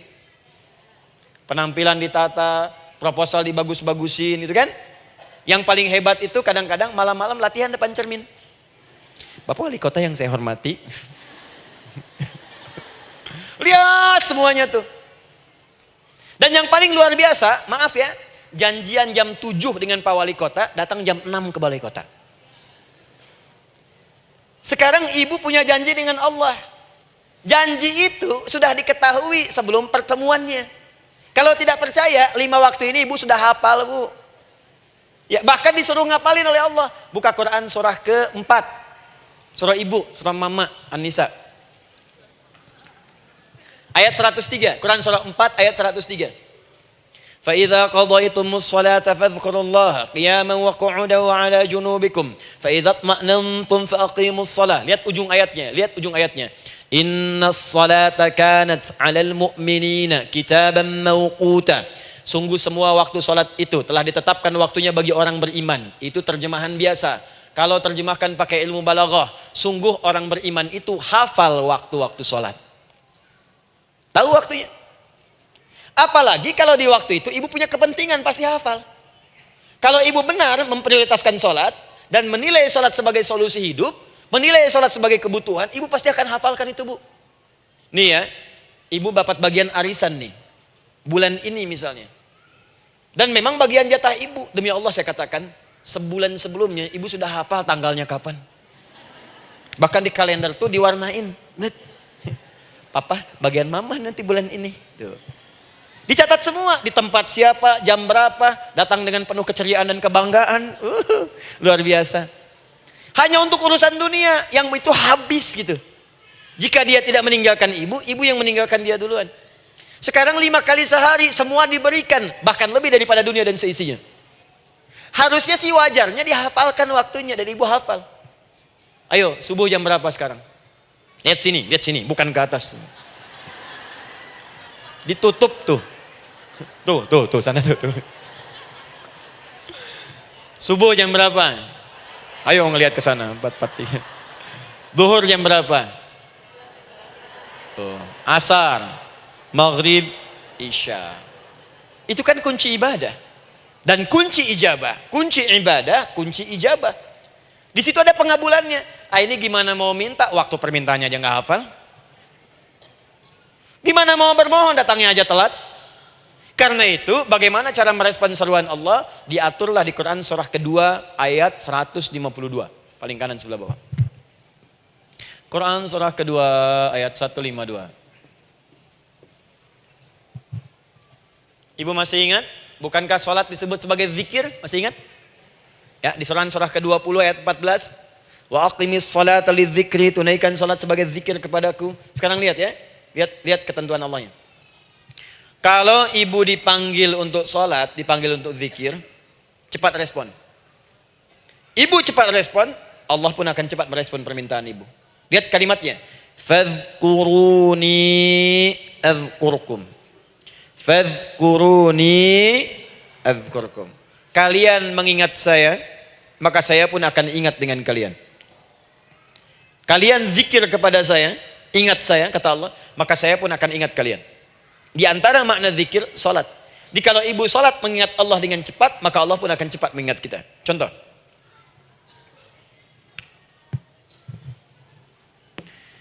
Saya ambil waktu subuh misalnya. Di Bandung 4-3-3. 4-4-3. Oh, lihat kesan lagi terjadi perbedaan pendapat. Ya. Ada yang 4-3-3, ada yang 4-3-4, ada yang 4-3-5 dan seterusnya. Yang ambil tengah-tengah lah, 4-3-5 misalnya. Kalau 4-3-5. Lihat sini, fokus. Allahu Akbar, Allahu Akbar. 4-3-5. Dipanggil salat, diseru. Kan tadi rumusnya di Quran surah 2 ayat 186. Faliyastajibuli. Kalau diseru cepat jawab, gitu kan? Nah, terus diseru 4-3-5 adzan. Allahu Akbar, Allahu Akbar. Begitu diseru, ibu langsung datang. Ya Allah, sudah adzan, seruan nih, saya siap-siap, saya ingin minta sesuatu. Nah, orang yang datang saat dia diseru Allah, dia pun datang kemudian untuk menyerunya, maka Allah pun akan menjawab apa yang ia mohonkan saat ia bermohon kepadanya. Perhatikan, dipanggil oleh Allah lewat suara muadzin, Allahu Akbar, dia merespon cepat, siap salat. Maka dia pun ketika memanggil Allah, seketika Allah pun akan jawab padanya. Sesuai dengan kadar responnya. Dipanggil saat itu, dia menjawab. Maka Allah pun akan ingat kepadanya hanya saat dia memanggil saja. Di saat panggil, diingat. Panggil, diingat. Jelas? Ini yang hebat. Dipanggil 4-3-5. Allahu Akbar, Allahu Akbar. Dia sudah ingat dari sejak jam 3 lewat 45. Dia bangun jam 3. Bisa. Padahal belum dipanggil. Datang. Bahkan Masya Allah, melakukan warming up dulu. Tahajud. Istighfar. Baca Al-Quran sebelum dipanggil. Masya Allah Bu, ibu mau datang misalnya ke istana. Janjian jam 7, datang jam 6. Di situ ibu kerjakan yang baik-baik dulu. Wah lihat. Terus kelihatan CCTV kan. Wah ini orang bagus banget nih. Mulia, bagus. Sampah diambilin, disapu. Kelihatan. Itu ibu belum datang pun udah dipanggil duluan. Ada orang yang belum dipanggil sudah datang menghadap Allah. Tahajud dia, zikir dulu, istighfar dulu. Ini orang, maaf ya, walaupun dia belum memanggil Allah, Allah sudah menyelesaikan semua persoalannya. Di orang-orang yang selalu ingat kepada Allah, walaupun Allah dalam waktu tidak memanggilnya, maka Allah akan mengingatnya sekalipun orang ini belum bermohon kepadanya. Maka ibu nanti akan temukan orang-orang yang langsung diselesaikan persoalannya oleh Allah bahkan sebelum dia bermohon kepadanya. Ada orang yang seakan gak punya masalah Bu. Bukan gak punya masalah, sebab setiap dia punya masalah, masalahnya diringankan oleh Allah. Seakan-akan gak ada beban. Ah ini indah hidupnya. Enak. Butuh sesuatu, sebelum nyari, datang. Ada persoalan, senyum dikit, selesai. Orang macet mengeluh, bikin status, dia macet malah senang. Dan hatinya dilapangkan oleh Allah. Bayangkan ada janji rapat jam 9, setengah 9 masih macet. Diprediksi di Google akan sampai 2 jam lagi. Yang lain mengeluh, telepon sana, telepon sini, ini. Dia enggak aja, lapang aja. Alhamdulillah ya Allah kasih macet. Murotal, saya mau dengerin surah Al-Baqarah. Buka. Hafalin. Partnernya nelpon. Sampai di mana, akhi? Ini sampai di surah Al-Baqarah ayat 186. Tidak ada yang sia-sia dari Allah. Sabar ya di sana. Ya, atau kita bisa koneksikan dari sini apa yang bisa saya selesaikan sekarang di sini sehingga sampai sana kita tinggal kesimpulan saja. Tenang hatinya. Gak ada gerasak, gerusuk, gelisah gini, telepon sana sini, klaksonin. Dasar lampu merah, lama, birunya sebentar. Padahal biru nggak ada, yang ada hijau kan. Jadi kalau sudah begitu enak, Bu. Yang perempuan ada di Quran Maryam. Maryam kan perempuan. Dan Maryam itu bukan nabi, bukan rasul. Ingin memberikan pesan kepada ibu, perempuan dimanapun. Tidak harus jadi nabi supaya doa cepat dikabulkan. Tidak harus menjadi rasul. Ini Maryam bukan nabi, bukan rasul. Tapi dia ini luar biasa. Sebelum dipanggil udah datang. Zikirnya tak terlukiskan. Mohon kepada Allahnya luar biasa. Menjaga diri dari hal yang dilarang oleh Allah. Apa hasilnya? Sebelum diberikan bahkan oleh pamannya sudah ada kebutuhannya. Quran surah ketiga ayat 37. Kullama dakhala 'alaiha Zakaria al-mihraba wajada 'indaha rizqa. Setiap pamannya mau memberikan kebutuhan Maryam sudah ada di dalamnya, Bu. Sudah ada. Itu luar biasa. Mau makan, makanan ada. Mau anggur, anggur ada. Ya. Wah, itu luar biasa, Bu. Jadi bermohon bahkan sebelum waktunya. Sentuhlah ia tepat di hatimu, maka ia akan jadi milikmu untuk selamanya. Wah. Nah, itu doa tuh. Aduh, mana-mana. Paham? Tuh. Jadi kalau yang standar-standar saja itu biasa. Maka datang sebelum waktunya. Datang. Atau datang pas dipanggil, standar. Jadi kalau 4.35 adzan, Allahu Akbar, Allahu Akbar. Ibu bangun, siap sholat, siap sholat. Itu standar. Jangan dulu bahagia. Naikin lagi levelnya. Yang celaka itu ya ini nih. Dipanggil 4.35, baru bangun 5.34.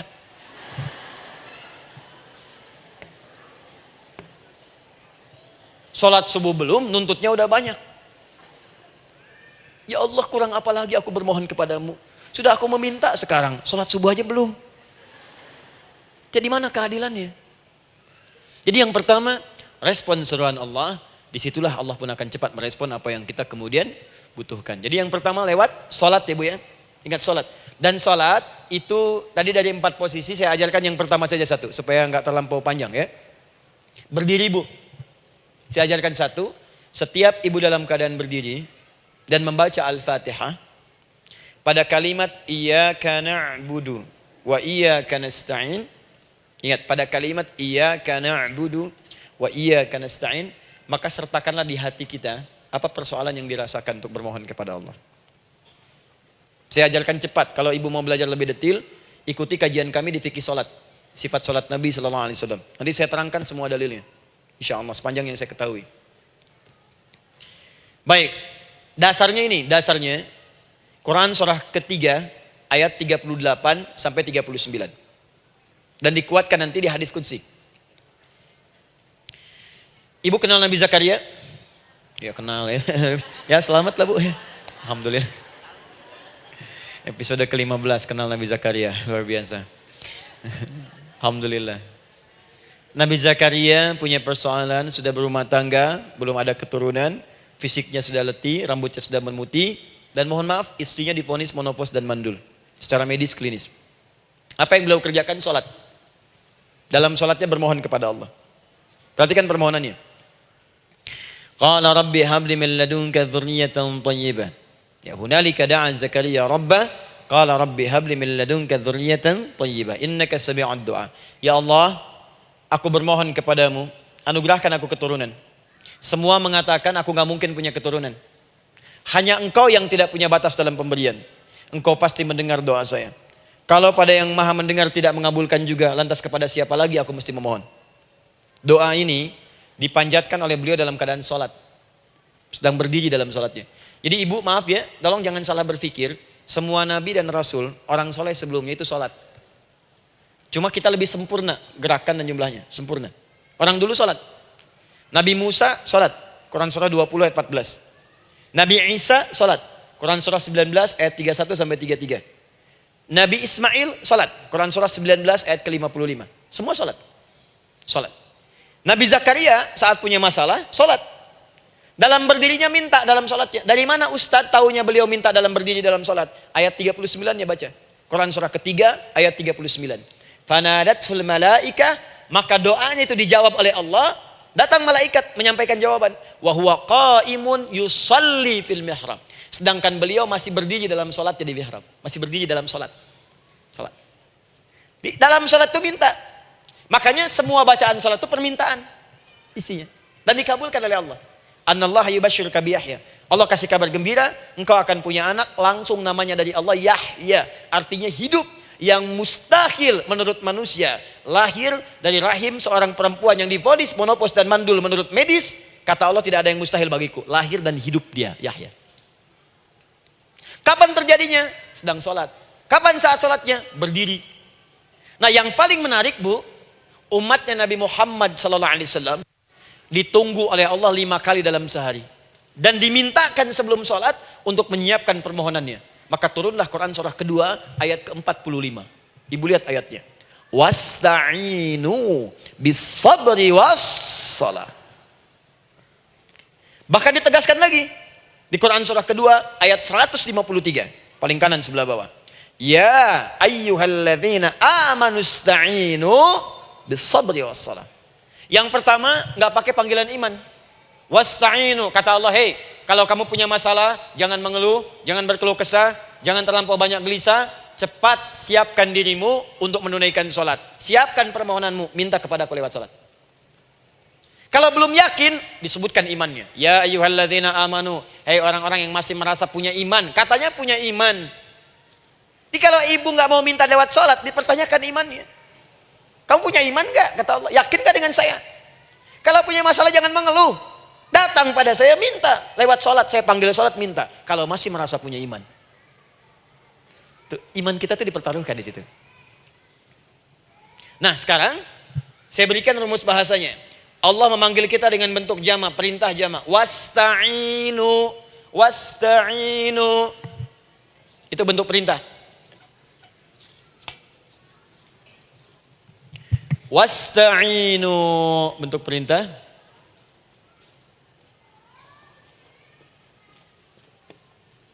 Wasta'inu. Dan jika kalian perhatikan cara menerjemahkannya, dan jika kalian punya persoalan dalam hidup, punya kebutuhan, maka bergegaslah siapkan dirimu untuk minta kepadaku solusi. Wasta'inu, dan mintalah oleh kalian pertolongan, solusi. Bisabri wassalah. Pertama sabar dulu. Sebelum sholat, sabar dulu dengan itu. Tahan dulu. Terima dulu. Jangan mengeluh, terima dulu. Nanti dalam sholat minta solusi. Itu maksudnya. Punya masalah sekarang jam 9 lewat. Sabar, tahan dulu. Koreksi diri, istighfar, nanti zuhur minta. Atau duha sekarang sholat, datang ke masjid, sholat duha minta. Tahiyatul masjid minta sekarang. Sabar, disabar terima dulu. Jangan mengeluh, sabar, ingat, terima, sabar. Karena Allah mustahil memberikan ujian masalah kalau kita tidak sanggup menerimanya. La yukallifullahu nafsan illa.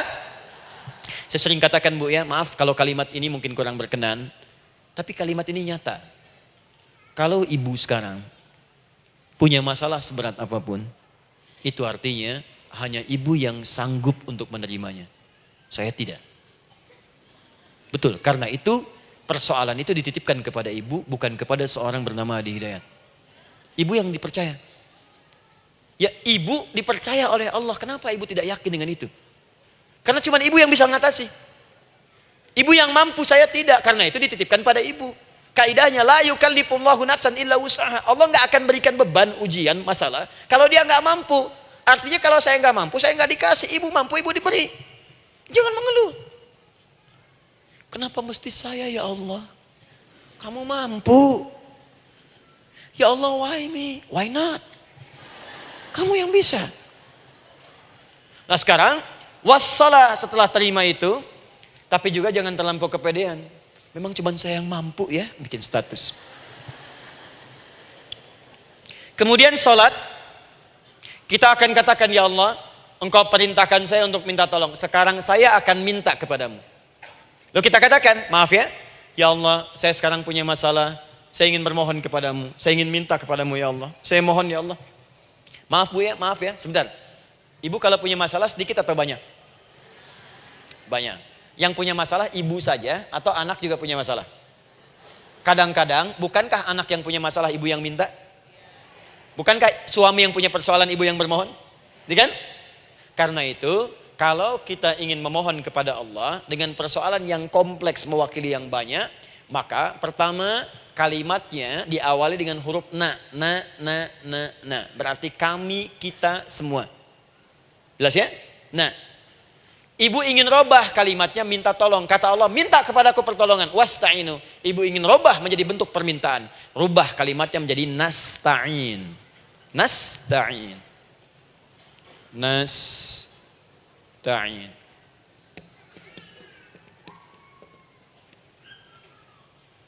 Wasta'inu nasta'in. Minta kepada siapa tadi? Allah. Boleh minta kepada selain Allah? Tidak. Hanya kepada Allah saja? Hanya kepada Allah saja. Hanya kepadamu ya Allah. Tidak kepada yang lain. Maka kalimatnya menjadi iyyaka. Iyyaka. Hanya kepadamu saja ya Allah. Engkau berjanji kalau ada masalah minta aku berikan. Sekarang hanya kepadamu saja ya Allah aku bermohon. Maka kalimatnya namanya iyyaka nasta'in. Sekarang saya tanya kepada ibu, apakah dalam sholat ibu membaca kalimat iyyaka nasta'in? Tuh. Saya mau tanya, ibu bacanya saat ruku atau saat sujud? Berdiri. Gak ada orang ruku baca kalimat ini. Allahu Akbar. Iyyaka na'budu wa iyyaka nasta'in. Berdiri. Iyyaka na'budu wa sekarang saya bacakan hadis qudsinya. Tersambung dari Nabi sallallahu alaihi wasallam. Qala Rasulullah sallallahu alaihi wasallam, qala Allah azza wa jalla. Allah langsung yang berfirman lewat hadis qudsi. Perhatikan bahasanya. Qasamtu shalah baini wa baina abdi. Saya bagi dalam salat itu dua bagian. Antara hak aku dan hak hambaku. Wali abdi ma sa'ala. Dan jika benar hambaku menunaikan kewajibannya dengan baik. Menjaga hak-hak aku. Maka pada saat itu apapun yang dia minta dalam salat aku akan berikan. Apapun. Kapan itu terjadi? Perhatikan kalimatnya. Idza qala al-abdu. Kalau hamba mulai membaca dalam salatnya. Alhamdulillahi Rabbil Alamin. Alhamdulillahi Rabbil Alamin. Qala Allah Azza wa Jalla, seketika Allah menjawab, hamadani abdi, hambaku sedang memujiku. Ibu ingat baik-baik bu ya. Ingat baik-baik. Setiap ibu baca Al-Fatihah dalam sholat itu Allah memperhatikan. Dan menjawab bacaan ibu. Tadi, masih ingat ketika saya katakan, wa idza sa'alaka ibadi anni fa inni qarib, Allah itu dekat. Ya. Wa idza qala al-'abdu ar-rahmanir rahim, kalau hamba melanjutkan ar-rahmanir rahim, qala Allah azza wa jalla, Allah langsung menjawab, athna alayya abdi, hambaku sedang menyanjungku. Wa idza qala al-'abdu maliki yaumiddin, ketika hamba berkata maliki yaumiddin, qala Allah azza wa jalla, Allah menjawab majjadani abdi, hambaku sedang mengagungkanku. Sekarang perhatikan kalimat ini. Wa idza qala al-'abdu, jika seorang hamba berkata iyyaka na'budu wa iyyaka nasta'in, ya Allah, sekarang hamba salat ibadah atas perintahmu.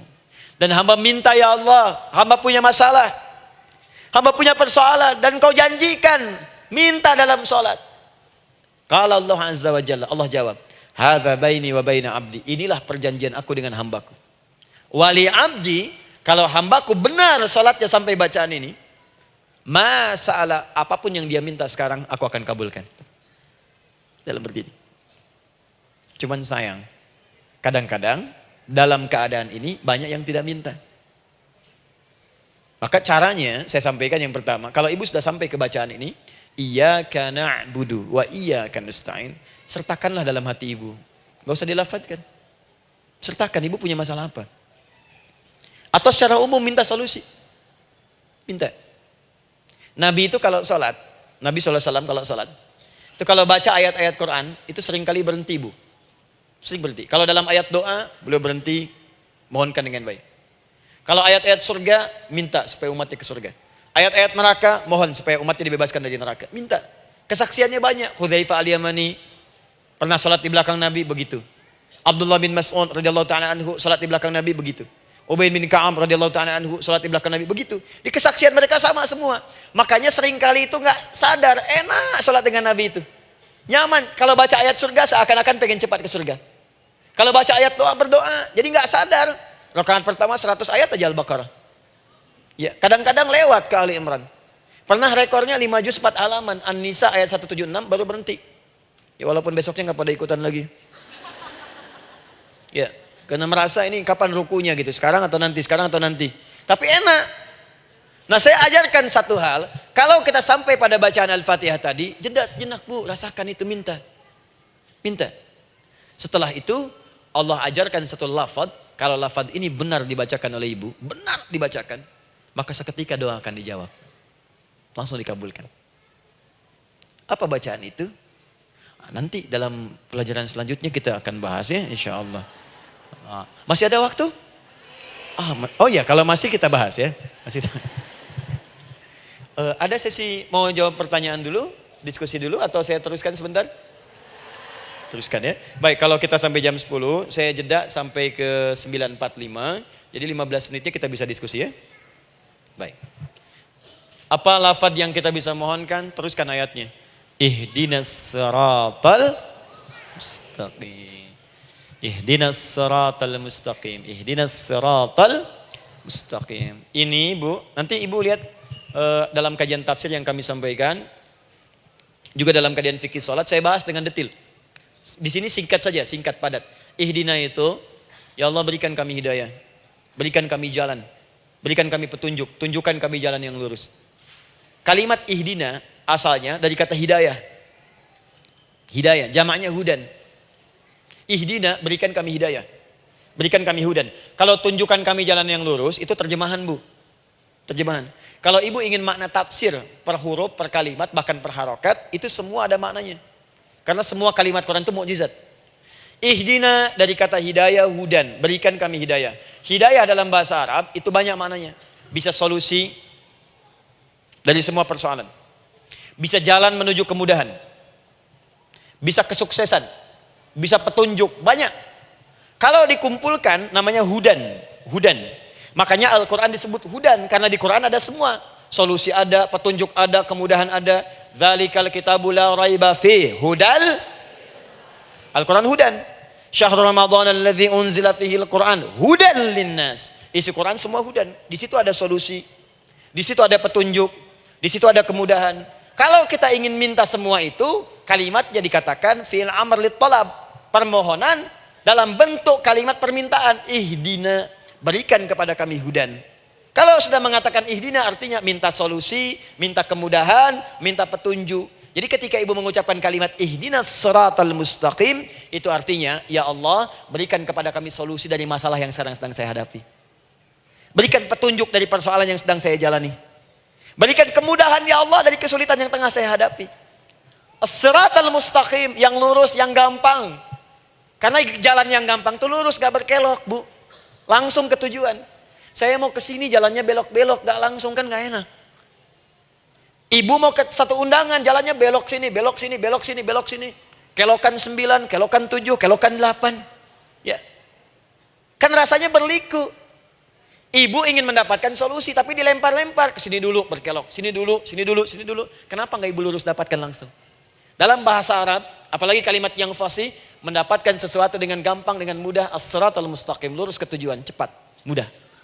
Apalagi ke surga nanti, tunjukkan kami jalan yang lurus, yang benar, hak dari Allah dan mudah didapatkan. Itu maksudnya. Ini bukan sekedar tunjukkan jalan yang lurus, solusi yang mudah, yang gampang, yang cepat. Paham di sini ya? Seperti orang-orang dulu mendapatkannya. Siratal ladzina an'amta 'alaihim. Seperti orang dulu mendapatkan semua kenikmatan ketika mereka bermohon kepadamu ya Allah. Siapa mereka? Ada 4 golongan disebutkan di Quran surah keempat ayat 69. Ada para nabi, orang-orang jujur siddiqin, para syuhada dan orang-orang soleh. Ya, wa may yuti'illaha wa rasul fa ulaika ma'al ladzina an'ama Allahu 'alaihim minan nabiyyina was-siddiqina wasyuhada was-shalihin. Para nabi dulu berdoa, ya Allah, saya ada masalah, dikabulkan. Kita minta ya Allah, sekarang saya berdoa, tolong kabulkan seperti nabi-nabi dulu dikabulkan. Nabi Ayub sakit, berdoa dikabulkan. Kita sakit, dikabulkan. Nabi Ibrahim ada ujian, dikabulkan. Nabi Ibrahim punya ujian dengan anak. Kita ada ujian dengan anak, minta dikabulkan. Anak-anak berselisih, ada yang dendam, yang iri. Seperti anaknya Nabi Yakub. Nabi Yakub berdoa, dikabulkan. Kita minta, dikabulkan. Ada syuhada, berdoa, dikabulkan. Kita minta, dikabulkan. Orang soleh berdoa, minta dikabulkan. Kita minta dikabulkan. Ya Allah, seperti engkau kabulkan doa orang-orang dulu yang melahirkan nikmat, mohon kabulkan kami yang minta sekarang dan mendapatkan kenikmatan itu. Itu maksudnya. Ya, siratal ladzina an'amta alaihim. Siapa an'amta alaihim di sini? Ulaikal ladzina an'amallahu alaihim. Sama persis kalimatnya. Minan nabiyyina was-siddiqina wasyuhada'i was-salihin. Jadi jangan diartikan sebatas terjemahan. Walaupun di musim haji sekarang itu bisa dipakai. Saya tugas 2010 di Mekah. Ada jemaah kesasar, lupa maktab. Kemudian ingin balik, nggak tahu jalan. Dia ketemu askar. Askar nggak bisa bahasa Indonesia, dia nggak bisa bahasa Arab. Tapi dia hafal Al-Fatihah. Datang kepada askar, dia tunjukkan gelangnya. Pak, ihdinas siratal mustaqim. Tunjukkan saya jalan yang lurus. Bikin gelang. Askar nggak bisa bahasa Indonesia. Dikasih bahasa Arab nggak paham-paham. Tapi askar ini pun cerdas. Dia tunjuk, dia lihat gelangnya. Oh, maktab sana. Siratal ladzina an'amta alaihim ghairil maghdubi alaihim waladdallin. Lurus, jangan belok-belok.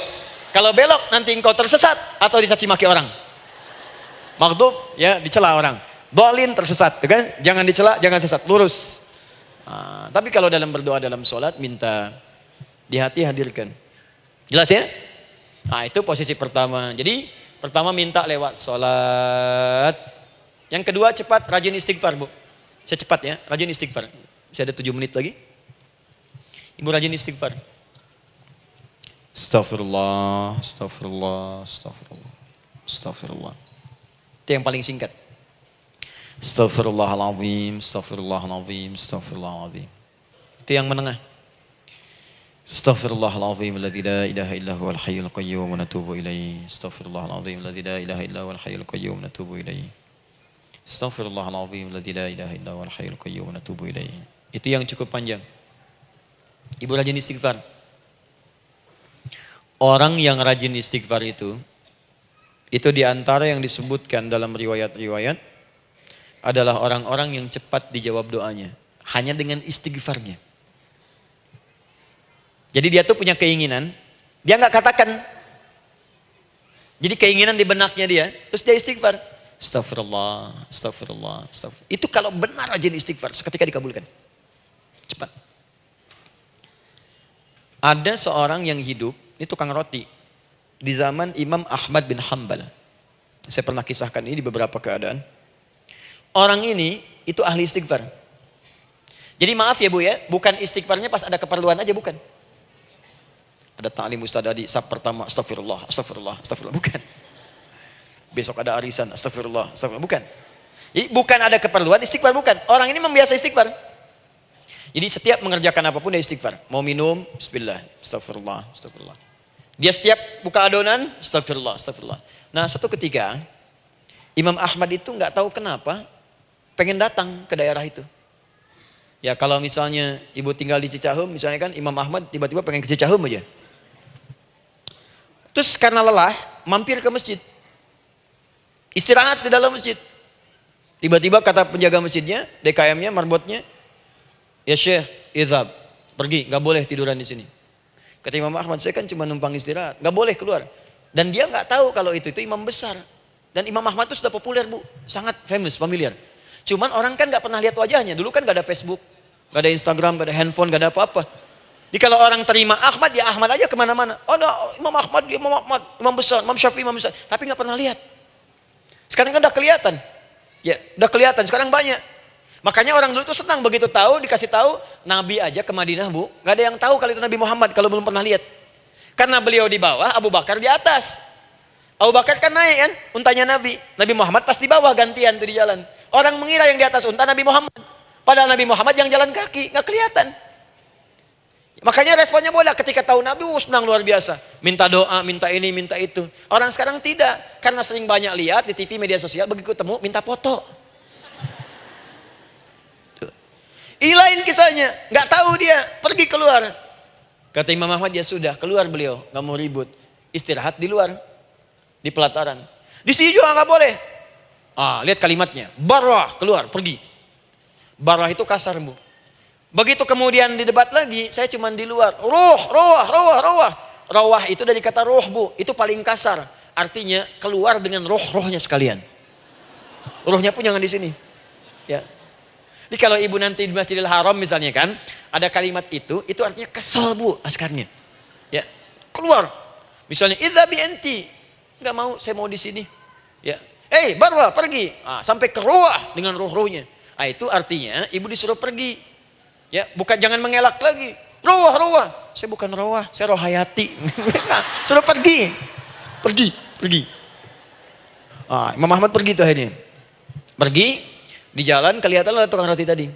Begitu kelihatan capek lah dipanggil, Syekh, kayaknya lelah istirahat di sini.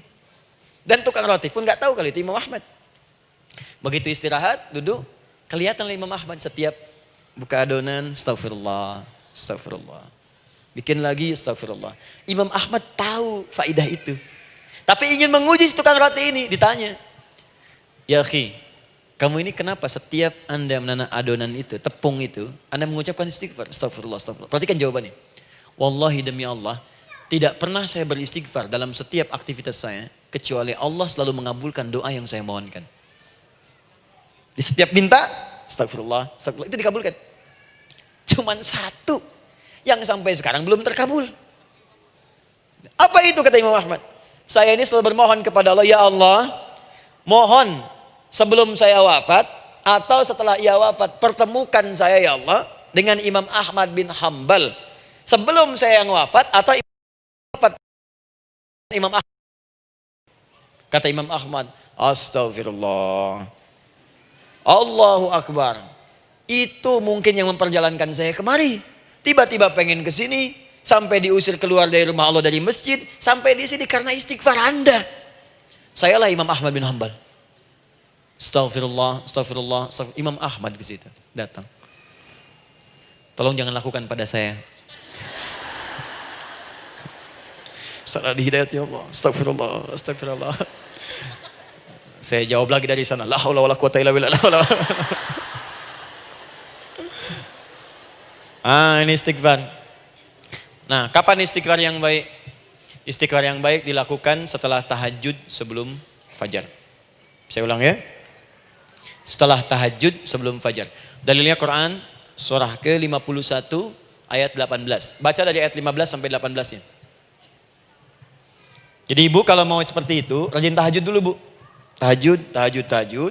Setelah itu biasakan istighfar. Itu latihan dulu, itu baru latihan. Ingat ya, istighfar menjelang fajar di waktu sahar, itu baru latihan. Astagfirullah. Nanti kalau sudah banyak latihan, ibu akan refleks. Mau duduk masuk mobil, astagfirullah. Duduk mau makan, astagfirullah. Ya, kadang-kadang ibu mau ambil handphone, astagfirullah. Itu refleks di lisan kita keluar. Ahli istighfar itu nggak direncanakan keluar di lisannya. Astagfirullah. Kalau sudah seperti itu, berbahagialah. Karena apapun kadang ibu inginkan, sepanjang itu ibu butuhkan, seketika dikabulkan. Ya. Yang ketiga, yang terakhir. Sudah 9:45, boleh sedikit? Ya, yang terakhir ya, terakhir. Jangan khawatir, setelah ini selesai. Jangan khawatir. Yang ketiga, ini amalan yang paling dahsyat. Jadi yang pertama minta dikabulkan. Yang kedua baru istighfar dikabulkan. Yang ketiga nggak ngapa-ngapain dijawab. Artinya baru terbersit. Ada keinginan jawab seketika. Amalan yang ketiga ini adalah amalan yang dikerjakan karena cinta kepada Allah Subhanahu wa taala. Mahabbatillah, kecintaan kepada Allah. Amalan yang dikerjakan karena cinta kepada Allah Subhanahu wa taala. Amalannya mencintai Allah. Beda bu. Salat dengan cinta dibandingkan dengan salat karena memenuhi kebutuhan atau kewajiban saja, itu akan lain. Ibu kalau benar-benar mencintai Allah, maka dalam salat pun persiapannya akan beda. Saya beri contoh gini ya. Dari pakaian akan lain kata Al-Quran. Quran surah 7 ayat 31. Ya bani Adam khudhu zinatakum inda kulli masjid. Hei anak cucu Adam, kalau ada panggilan dari masjid, kenakan pakaian terindahmu. Di orang-orang yang mencintai Allah saat akan sholat, dia akan perhatikan dari pakaiannya. Jauhkan dari yang haram. Terus cari yang paling baik yang dia kenakan. Gak akan sembarangan. Kalau ibu pakai mukena juga cari mukena yang paling indah. Bukan karena pengen dilihat orang. Karena ingin Allah menyaksikan sholat ibu dalam keadaan yang sempurna. Wudu. Wudu itu hati-hati gitu. Quran surah ke-5 ayat ke-6. Ya ayyuhalladzina amanu idza qumtum ila shalah faghsilu wujuhakum wa aydiyakum ilal marafiq wamsahu bi ru'usikum wa arjulakum ilal ka'bain. Dikala ada orang beriman mencintai Allah, mau salat, dia mau wudu, wudunya enggak akan sembarangan, Bu. Cuman basuh. Ya, bagian kepala juga harusnya kepala, dia rambut, takut selesai. Sampai ke kaki cuma disodorkan di keran, beres. Itu sih, anak kecil juga bisa. Orang ini lain. Dia akan pelan-pelan dilihat secara sempurna. Hati-hati, kerjakan karena Allah, karena ingin baik.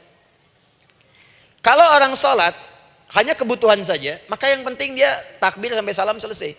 Tapi ini tidak, dia akan pelajari bagaimana Nabi mengajarkan sholat yang benar. Bagaimana bacaan saya benar. Dia belajar ngaji supaya benar bacaan Fatihahnya. Dia belajar dengan baik supaya khusyuk di dalam sholatnya. Dia pahami satu-satu. Apa artinya Allahu Akbar? Apa artinya Subhana Rabbiyal Azim? Apa artinya Subhana Rabbiyal A'la? Apa artinya Sami Allahu liman hamidah? Dipahami. Begitu dia sholat dan baru takbir sudah paham isinya. Jika ada orang seperti ini, dia mengerjakan apa yang Allah perintahkan karena cinta dengan Allah. Dia berzakat karena ingin mencintai Allah. Dia berinfak karena cinta dengan Allah, bukan karena uangnya. Pokoknya kalau orang cinta itu, Bu, setiap pecinta, dia akan memberikan apapun pada yang dicintai. Walaupun tadi minta. Dan pecinta itu sifatnya, kalau yang dicintainya senang sesuatu, akan otomatis ikut senang. Ibu misalnya senang ya dengan pasangan sebelum menikah. Pasangan senang kucing, ibu akan terpaksa senang kucing. Ibu cinta dengan anak, semua akan diikuti apa yang diinginkan. Seperti itu, cinta itu butuh pembuktian. Karena itu sering saya katakan pada akhwat ya yang belum menikah, yang masih muda-muda belum menikah, cinta itu butuh pembuktian. Jadi jangan percaya kalau ada orang yang bicara di lisannya nggak ada buktinya. Aku akan seperti Dilan membawamu dalam motorku. Katakan padanya, aku tak butuh dengan rayuan kata-katamu. Itu hanya angin surga. Yang kubutuhkan, tuliskan namaku di buku nikah kita. Wah, catat. Itu caranya. Main ke Taman Dilan, cuman boncengan. Seakan dunia milik berdua, yang lain nggak ada. Gombal. Udah ya? Jelas? Jadi amalan yang ketiga ini kerjakan karena Allah. Saya mau contohkan satu. Ibu pernah dengar Imam Malik bin Anas? Pernah ya? Gurunya Al-Imam Asy-Syafi'i, Imam Malik bin Anas, lahir di kisaran tahun 94-95 Hijrah. Siap, Kang Dan. Baik, ini terakhir nih, saya tutup nih. Benar-benar terakhir, betul-betul. 10 menit lagi kalau ada nanti tanya jawab, sedikit. Imam Malik ini, Bu, itu Masya Allah. Saking cinta pada Allah dan Rasul, itu tidak pernah, jangankan sholat. Dalam beliau memberikan fatwa pun, akan mencari pakaian yang paling bagus. Paling indah. Dan beliau menjaga adab dalam menyampaikan kalimat Nabi pun, itu luar biasa. Sampai satu kali pernah pakai jubah bagus, indah, ada lebah menyengat di kepalanya, sedang menyampaikan hadis, saking hormatnya terhadap hadis Nabi, lebah itu dibiarkan menyengatnya. Nggak mau memutus kalimat Nabi, hadis Nabi, hanya untuk mengusir lebah, dibiarkan sampai tersengat. Apa yang Allah berikan kepada beliau? Allahu Akbar. Satu kali, singkat, berdiskusi dengan muridnya Al-Imam Asy-Syafi'i. Kata Al-Imam Asy-Syafi'i, ya guru, setahu saya rizki itu dicari dulu, baru dikasih. Imam Malik lebih tinggi ilmunya pada saat itu. Beliau tahu ada 8 jenis rizki. Ya Syafi'i, ada rizki yang tidak perlu dicari, Allah berikan. Wah, berdebat tuh, sampai berpisah. Setelah itu, secara singkat, Imam Asy-Syafi'i lewat di kebun anggur sedang panen anggur besar. Tiba-tiba tergerak untuk membantu, datang ke situ bantu. Begitu selesai dikasih hadiah anggur banyak, besar-besar, indah, enak, gitu kan. Ketika diberi itu langsung senang beliau. Bukan karena anggurnya, karena merasa pendapatnya benar. Jadi begitu bekerja baru dapat, dibawalah anggur ini diberikan pada gurunya. Perhatikan adabnya terhadap guru. Jadi kalau ibu adabnya bagus pada guru, keberkahan dapat, ilmunya pun menghunjam di jiwa. Imam Syafi'i nggak merasa benar, tapi memberikan sebuah jawaban dengan adab. Guru, tadi itu ada panen anggur, saya mencoba membantu. Begitu saya bantu dikasih anggur, dikencangkan kalimatnya. Begitu saya bantu dikasih. Dibantu dulu baru dikasih, kalau saya nggak bantu saya nggak dikasih. Apa jawab Imam Malik? Imam Malik tersenyum, tertawa. Tabassama dhahika. Masya Allah, Syafi'i, bahasa kita. Tadi itu saya keluar, mau ngajar. Siang-siang terik begini, saya kepikiran, ya Allah, kalau makan anggur yang enak-enak, enak banget sekarang ini. Ada anggur sekarang. Tuh. Murid berikhtiar, guru mendapatkan hasil. Setelah itu Asy-Syafi'i naik dan jadi bintang di zamannya sampai kekinian pun luar biasa. Dan mendapatkan barakah gurunya seperti gurunya dapatkan, muridnya pun meraihnya. Itulah 3 cara bagi kita untuk bermohon kepada Allah. Jika ingin dipercepat oleh Allah bisa lewat salat, bisa lewat istighfar, bisa juga dengan menciptakan amalan-amalan atau mengikuti amalan-amalan yang dicintakan atau ditujukan untuk mencintai Allah Subhanahu wa taala. Ibu bisa paham ini? Baik. Kemudian berdoa. Tapi yang jadi masalah, Ustadz ketika berdoa kok belum dikabulkan juga? Apa ciri doa dikabulkan? Seperti apa kita tahu doa kita dikabulkan? Itu mungkin kita bahas di episode yang berbeda insyaallah. Alhamdulillahi Rabbil Alamin Ar-Rahmanir Rahim Maliki Yawmiddin Iyyaka na'budu wa iyyaka nasta'in Ihdinas siratal mustaqim Siratal ladzina an'amta 'alaihim ghairil maghdubi 'alaihim waladdallin Allahumma nahmaduka hamdan syakirin hamdan na'imin hamdan yuwafi ni'amahu wa yukafi'u mazidah Ya Rabbana lakal hamdu wa lakal syukru kama yanbaghi li jalali wajhikal karim wa li 'azimi sultanik Allahumma salli wa sallim barik ala rasulikal karim نبيك الأمين سيدنا محمد وعلى آله وصحبه وأمته إلى يوم الدين اللهم ربنا يا الغفور الرحيم لا تدع لنا في مقامنا هذا في كل مقام ذنبا إلا غفرته Duhai Allah, kami bermohon kepadamu, Engkau yang maha pengampun, Engkau yang maha penghapus segala dosa. Kami mengakui kami berbuat salah, kami mengakui banyak dosa kami kumpulkan, maka kami mohon kepadamu ya Allah, jangan biarkan ada satu orang pun berada di sekitaran majlis ta'lim ini kecuali sebelum ia pulang Engkau telah ampuni segala dosa-dosanya. Engkau telah gugurkan dan hapuskan segala dosa-dosanya. Wala hamman illa farajtah. Ya Allah, jika ada satu orang pun di antara jamaah saat ini yang merasakan kegelisahan dalam hatinya, jangan biarkan dia meninggalkan area majlis ta'lim ini kecuali Engkau telah tenangkan keadaan hatinya. Allahumma wala maridan illa syafaitah. Jika ada di antara kami yang tengah Engkau uji dengan penyakit seberat apapun, maka mohon angkat dan sembuhkan segala penyakitnya. Allahumma wala dainan illa qadaitah. Ya Allah, jika ada di antara kami yang berat hidupnya karena lilitan utang piutang, terjebak riba dan sejenisnya, maka mohon ya Allah dengan keikhlasan amalannya, mohon angkat dan berikan rizki limpah terlimpah kepada yang untuk melunasi utang-utang dan terbebas dari lilitan riba dan semacamnya. Allahumma ya arhamar rahimin. Allahumma tubna ilaika min kullil ma'asi. Ya Allah, kami ingin memperbaiki diri kami. Kami bertobat dari segala maksiat yang pernah kami kerjakan. Allahumma asli ahwalana ma yuqarribuna ila ridhak. Ya Allah, kami bermohon kepadamu, mulai hari ini, mohon bimbing kami untuk memperbaiki diri, supaya kami bisa lebih dekat denganmu ya Allah. Allahumma asli azwajana. Ya Allah, kami mohon, sayangi dan perbaiki ya Allah, akhlak suami-suami kami. Ya Allah, mohon bimbing suami-suami kami jadi suami yang baik, membimbing keluarga menjadi keluarga yang saleh. Allahumma ya Allah, Allahumma arsyad wa asli ya Allah azwajana, zawjatina. Ya Allah, demikian dengan istri-istri kami ya Allah. Jadikan mereka perempuan-perempuan yang salihah, bimbing menjadi ibu-ibu yang baik. Allahumma abnana, auladana, dzurriyyatina. Allahumma aslih lahum li arhamar rahimin yakunu salihin, liyakunu su'ada fid dunya wal akhirah. Ya Allah, anak-anak kami, cucu-cucu kami khawatir berpisah dengan mereka di akhirat nanti. Kami mohon ya Allah, jika memang ada maksiat yang mereka kerjakan karena dosa-dosa kami mohon ampun ya Allah. Perbaiki anak-anak kami, bimbing cucu-cucu kami ya Allah. Jadikan mereka anak-anak saleh, anak-anak yang bisa memberikan mahkota kepada kami di akhirat ya arhamar rahimin. Kami malu dengan anak orang lain yang telah hafal Al-Quran. Kami malu dengan anak orang lain yang telah mampu tahajud. Kami malu dengan anak orang lain yang telah bisa membaca Al-Quran dengan baik.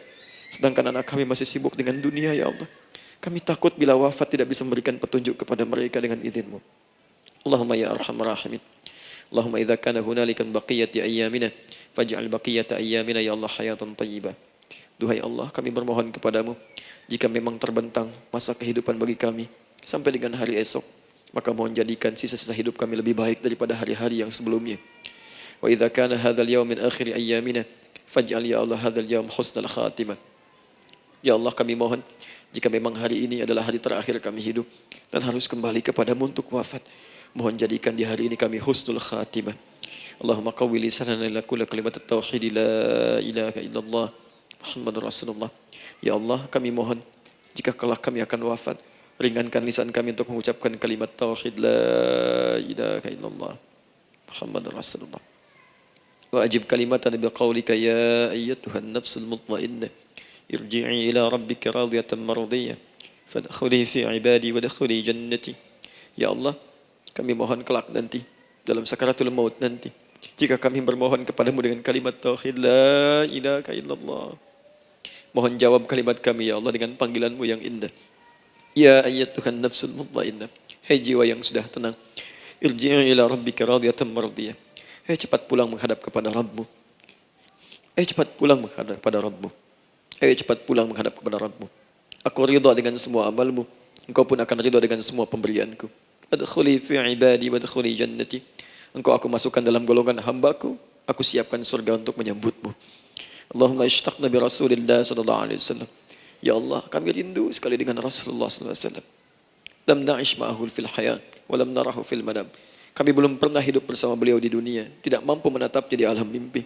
Maka mohon ya Allah, jangan biarkan kami berpisah dengan Rasulullah di akhirat nanti ya Rabbal Alamin.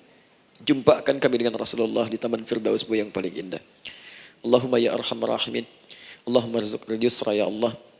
Likulil hujjaj. Ya Allah, anugerahkan kemudahan, kelapangan kepada para jemaah haji yang berhaji tahun ini ya arhamar rahimin. Allahumma taqabbal minhum ya Allah hajjahum, sa'yahum sa'yan mashkura, wa dhanbahum dhanban maghfura, wa tijaratahum tijaratan lan tabur. Ya Allah, jangan sia-siakan pengorbanan fisik mereka, biaya mereka, waktu mereka, tenaga mereka, emosi mereka. Terima haji mereka ya Allah. Jadikan sa'i mereka berhasil, tawaf mereka benar. Jadikan seluruh manasik yang Kau ridhai ya arhamar rahimin.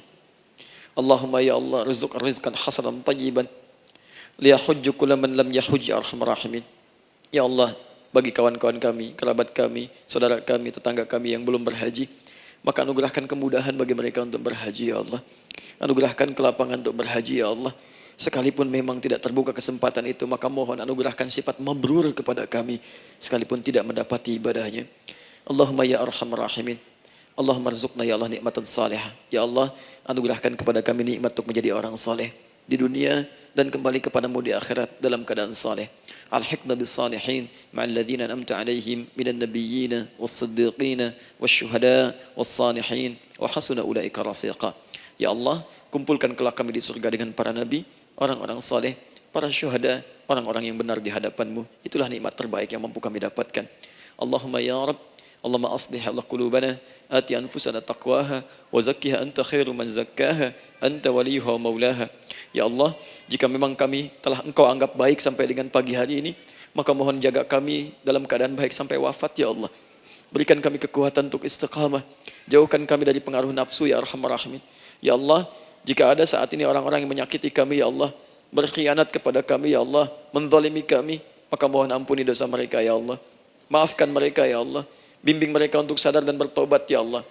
Titipkan dalam jiwa kami sifat untuk saling menyayangi ya Allah. Titipkan dalam jiwa kami sifat untuk saling memaafkan ya Allah. Titipkan dalam jiwa kami sifat untuk bisa memperhatikan ya Allah.